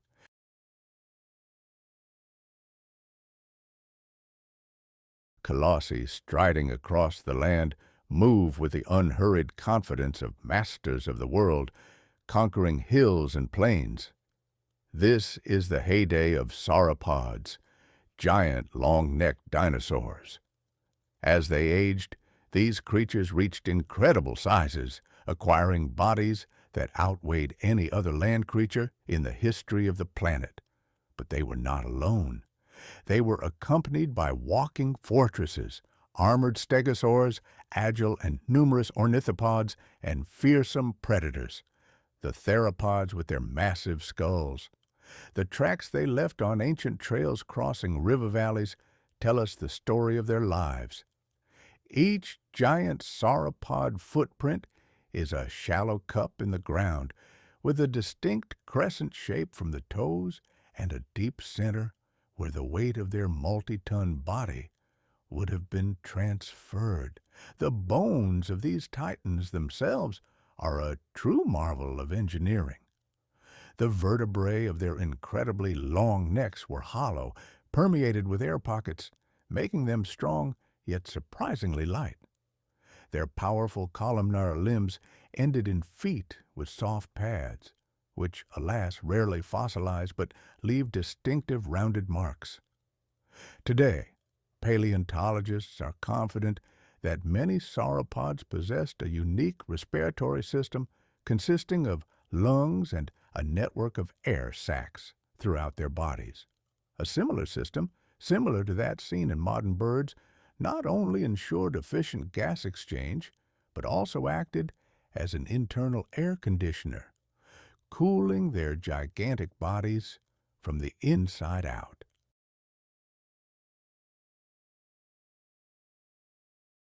Their enormous bodies and highly efficient metabolism are the secret to their success. Hollow bones reduced weight. Incredibly long necks allowed them to reach the highest treetops, and massive tails served as the perfect counterweight. Powerful ligaments, like steel cables, held the entire structure together. The sauropod's body moved above its columnar legs like a living bridge, allowing them to cross vast distances without getting stuck in soft ground. But one of the most astonishing details was hidden in their mouths. Many sauropods, such as Diplodocus, possessed tiny peg-like teeth that wore down very quickly and were replaced by new ones. Their jaws housed entire dental batteries, a conveyor belt for producing new teeth ready to replace the old ones. Their feeding process was simple. They didn't chew, but simply stripped leaves and needles, swallowing them whole. All the rest was done by their gigantic intestines, where the food fermented and was digested by microorganisms capable of breaking down even the toughest plant fibers. Smoothly polished stones have been found inside some skeletons. This suggests that sauropods may have swallowed them intentionally. These stones, called gastroliths, may have acted like millstones in the stomach, helping to grind rough food. Of course, another explanation is possible. They could have simply been river pebbles that accidentally entered the stomach. The fossil record leaves room for both possibilities.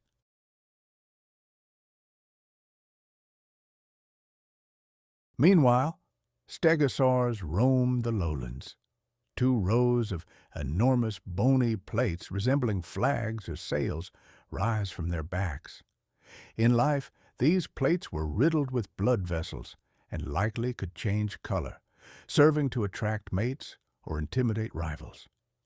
They may also have helped regulate body temperature, warming up in the sun or cooling off in the wind. Their tails, topped with 4 sharp spikes, were a deadly weapon against any unwary predator.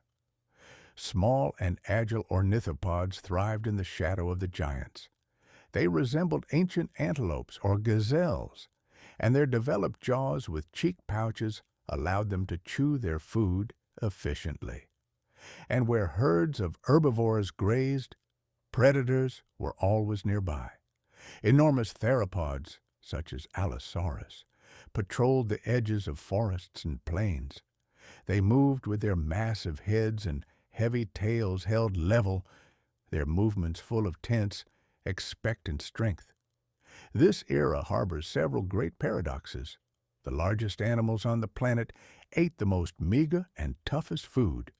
The most massive bodies were built with the tiniest tools, rows of tiny teeth that were constantly shed and replaced, like vegetable beds on a farm, and the most gigantic creature capable of surveying the treetops with a glance began its life from an egg no larger than a modern melon. The baby sauropod hatched so small it could have been held in one's arms. Its life was a leisurely race for size, a combination of early independence and long years of growth.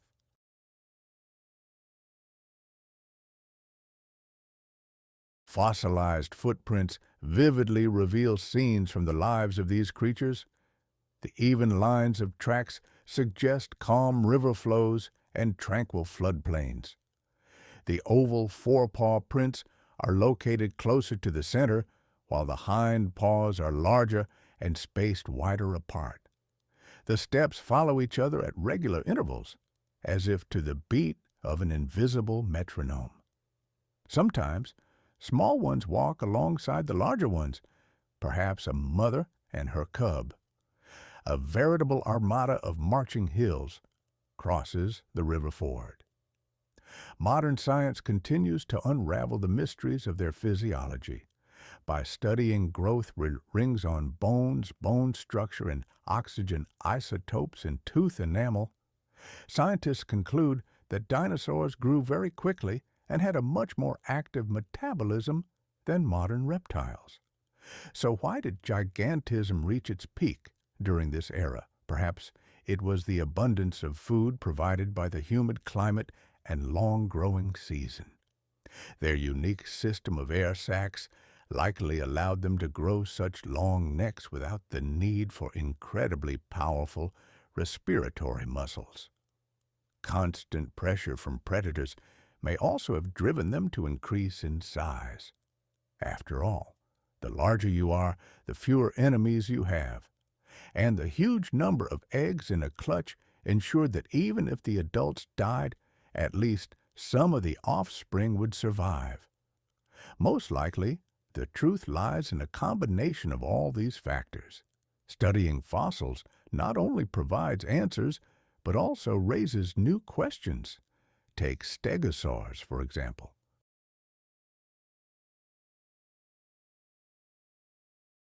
What was the primary purpose of their plates? Were they a striking display to attract conspecifics, or was their primary function to shed excess heat on hot days? The abundance of blood vessels in the bone suggests thermoregulation, but the variety of plate shapes across species suggests that visual display also played a key role. There's a neat analogy that helps understand sauropod biomechanics. Think of it as a living suspension bridge. The legs are the supporting towers. The neck and a tail are taut steel cables, keeping the structure balanced. And the body is the bridge span, suspended firmly between the supports. The soft pads on the feet distributed the colossal weight. Much like snowshoes, prevent a person from sinking into deep snow. From the Morrison Formation in the north to the Tendaguru Hills in the south, we find their bones all over the planet, drying in the sun today, though they grew in the shade of ancient forests millions of years ago. And we see that the world was home to many species of long-necked giants. Some preferred to feed at higher elevations, others in low fern thickets. And there was room for all in this vast, bountiful world. Consider that, to create such a giant, nature required only a few simple components: air to fill bones and breathing sacs, water to transport nutrients, strong bone to maintain its shape, and time for cell growth and repair. Behind the tiny eyes of some of the largest creatures in history, there were very small brains.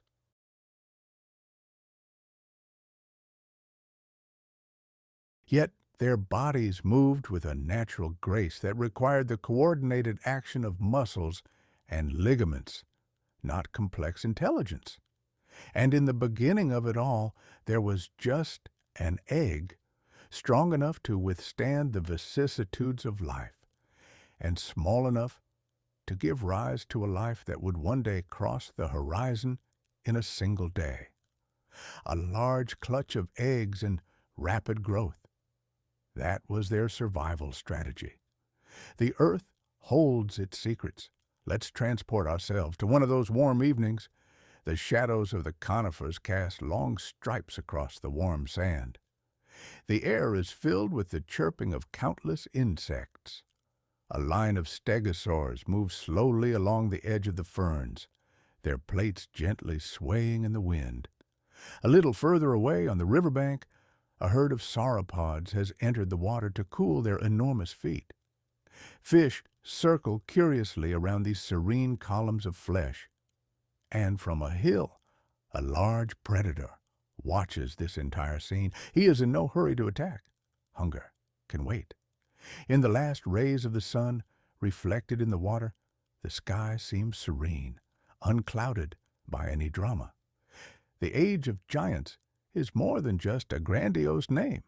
It was a time and place where life itself had limitless room to grow. Imagine a world born of warm air, saturated with the moisture of regular rains, and built with ingenious engineering of bone, air, and time itself.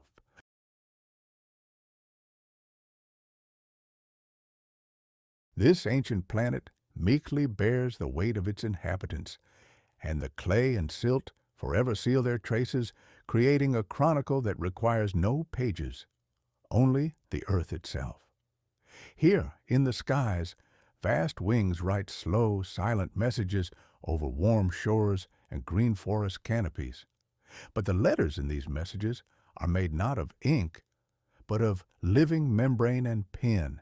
And here's an undeniable fact, etched in stone. The flying reptiles we know as pterosaurs, pterosauria, became true masters of the skies long before the first bird ever soared. They filled the air with a myriad of diverse forms, while the first birds were mere timid newcomers, just beginning their journey upward, evolving from small feathered ground predators. The pterosaur's wing was a true marvel of biological engineering, a living sail stretched from one incredibly long ring finger all the way to the torso and hind limbs. Its skin surface was reinforced internally by a network of fine fibers and laced with blood vessels.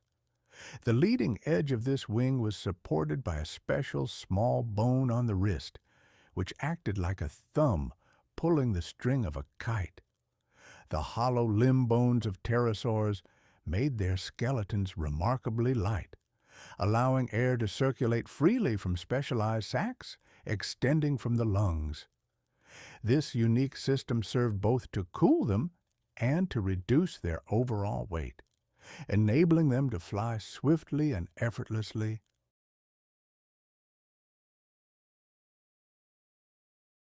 Many of their bodies were covered in a fluffy covering of hair-like fibers, which helped retain precious heat. The morning wind caresses ancient plateaus, where fossilized footprints tell us a remarkable story. These imprints prove that on land, these giant flyers moved on all fours. We see prints resembling handprints with 3 short fingers located next to the oval pads of their hind feet. The distance between the prints suggests that these creatures were equally stable on solid ground and in an ocean of air. However, when it came to takeoff, all our conventional notions of flight collapsed. Instead of running and leaping like a modern bird, the pterosaur likely performed 2 powerful forward thrusts using its powerful forelimbs, launching itself into the sky in one smooth, athletic motion. It was a true acrobatic pole vault, with its arms acting as the pole. This unusual takeoff method allowed even the heaviest reptiles to rise from flat surfaces or standing water without wasting precious energy on a run-up. Hidden within the very structure of this flight is another less noticeable detail, a membrane as thin as a shadow. In a few rare fossils preserved in quiet prehistoric lagoons, we can discern a network of fibers arranged at an angle, like the threads of a sail. Their interweaving gave the skin incredible strength and elasticity, allowing flyers to perform complex maneuvers in the air.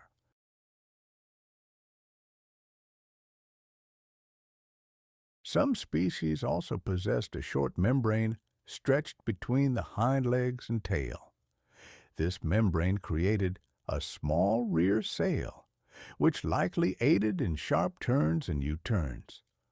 One long-tailed form had a tail ending in a diamond-shaped skin protrusion, a primitive but effective rudder that stabilized gliding flight. But the sky wasn't the same for all these unusual creatures. Early, long-tailed species reigned supreme in the twilight air following the setting sun. Later, short-tailed forms with long tassels and broad heads emerged. They preferred daylight, patrolling beaches and river mouths. Some of these creatures sported elaborate crests of soft tissue on their heads, perhaps used to attract mates or intimidate rivals. Their teeth were as varied as their diet. Some pterosaurs' jaws were studded with fine spines, forming a sieve-like structure for catching small fish. Others were armed with veritable hooks and daggers to securely hold slippery prey. Toothless species also emerged, likely wandering the coastline in search of defenseless eggs, worms, or hard-shelled creatures. And so, above those same shores, the first birds looked like quiet, unassuming experiments of nature. Their light bones and long forelimbs gradually transformed into true wings. The feathers of these creatures already had an asymmetrical shape, allowing them to generate lift. But feathers weren't invented from scratch.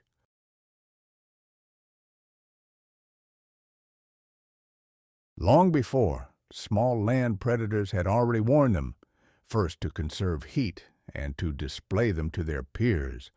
And only millions of years later did feathers acquire a shape perfectly suited for flight. In one famous wing imprint found in a frozen lagoon, scientists discovered microscopic bodies that once contained pigment. This is irrefutable evidence that this ancient bird sported vibrant plumage. The dark hue of its flight feathers may have given it a discreet yet practical elegance. These new conquerors of the skies still retained much of their dinosaur ancestry: long tails, many bones, tooth-filled jaws, and clawed wings. This combination of new and old seems odd until you realize how slowly and gradually great changes occur in nature. We see these creatures climbing low branches, soaring into the warm air, either flapping their wings or gliding over open water and fern meadows, then landing gently in the shade of giant conifers. There's no single recipe for flight in these ancient skies. Each evolutionary lineage uses the air in its own unique way. Experts still fiercely debate whether the earliest birds could flap their wings powerfully enough for long flights, or whether they primarily glided, making short flights to maintain altitude. The answer will likely vary from species to species. The precise shape of a pterosaur's wing in life, how thick it was at the front, and whether it could curve along its entire length, all remain a mystery.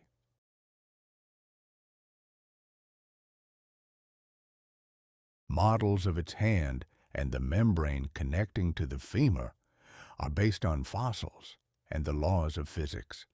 However, these models leave much room for speculation. Even the fur of pterosaurs, thought to have served to conserve heat, raises questions. Is it deeply related to bird feathers, or is it an entirely separate solution to the same evolutionary problem?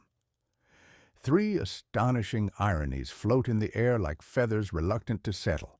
First, the lightest and most fragile bones, those of flying lizards, left the clearest and most beautiful shadows on the fine-grained limestone. Second, the rulers of the skies became known to us thanks to the stone that humans once used to print geographical maps. And third, the most free creatures in the air, both pterosaurs and birds, began their flight from the ground, using the same limbs that carried them on dry land. It turns out that true freedom of flight is born from contact with the earth.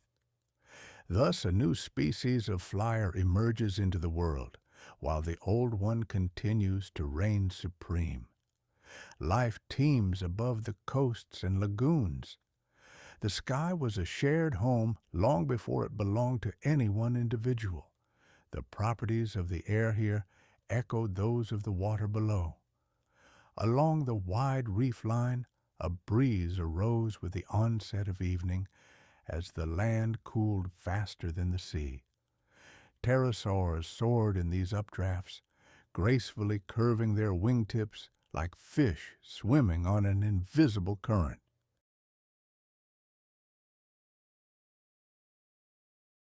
Morning brought calm and the perfect opportunity to hunt on the mirror-like surface of the water. A long-tailed flyer deftly snatched a small fish from the water and soared upward, leaving behind only splashes and droplets of water falling from its wings. And even higher, a small probird glides, flitting from the top of a conifer to a sandbar, leaving behind only a shadow, light as a feather. On days when storms swept over the bay, both species of flyers hid behind the leeward cliffs and waited, heads raised to the turbulent sky. After all, patience is as essential a survival skill as the flapping of a wing. The earth reluctantly gives up its secrets. Deep beneath the beach mud, curved bones lie in bizarre poses. These postures reveal how their wrists flexed when at rest, protecting the delicate membranes from damage. In some places, on the fossil's throat and chest, a silvery dust can be seen. Crushed fish scales, a final feast that became a farewell note. Other finds include fossilized pellets resembling owl pellets.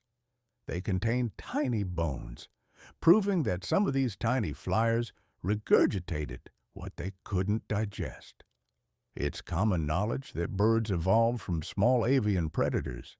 During this era, they remained strong and grew even stronger even as they shrank in size. Their skeletons reveal a series of changes in the shoulders, chest, and tail, preparing them for a new life in the air. And the stone is ready to tell us this story.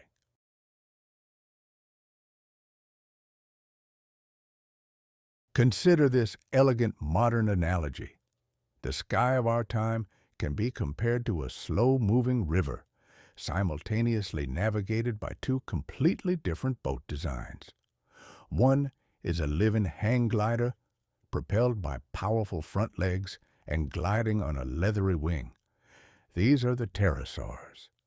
The other is a feather canoe, starting as a cloak and transforming into a paddle. These are the first birds. Each catches its own current, pushing off from invisible water. They don't collide, moving along different trajectories. And this scene contains three more dry but important notes in the margins. Only where the quiet lagoons have turned to stone can we discern fringes on wings or the outline of a throat pouch. Most of the skies of the past have vanished without a trace. We can only count growth lines on bones and compare limb proportions to try to guess which flew in daylight and which in the twilight. But these guesses will remain unanswered. Only much later will birds begin their journey to dominance of the skies.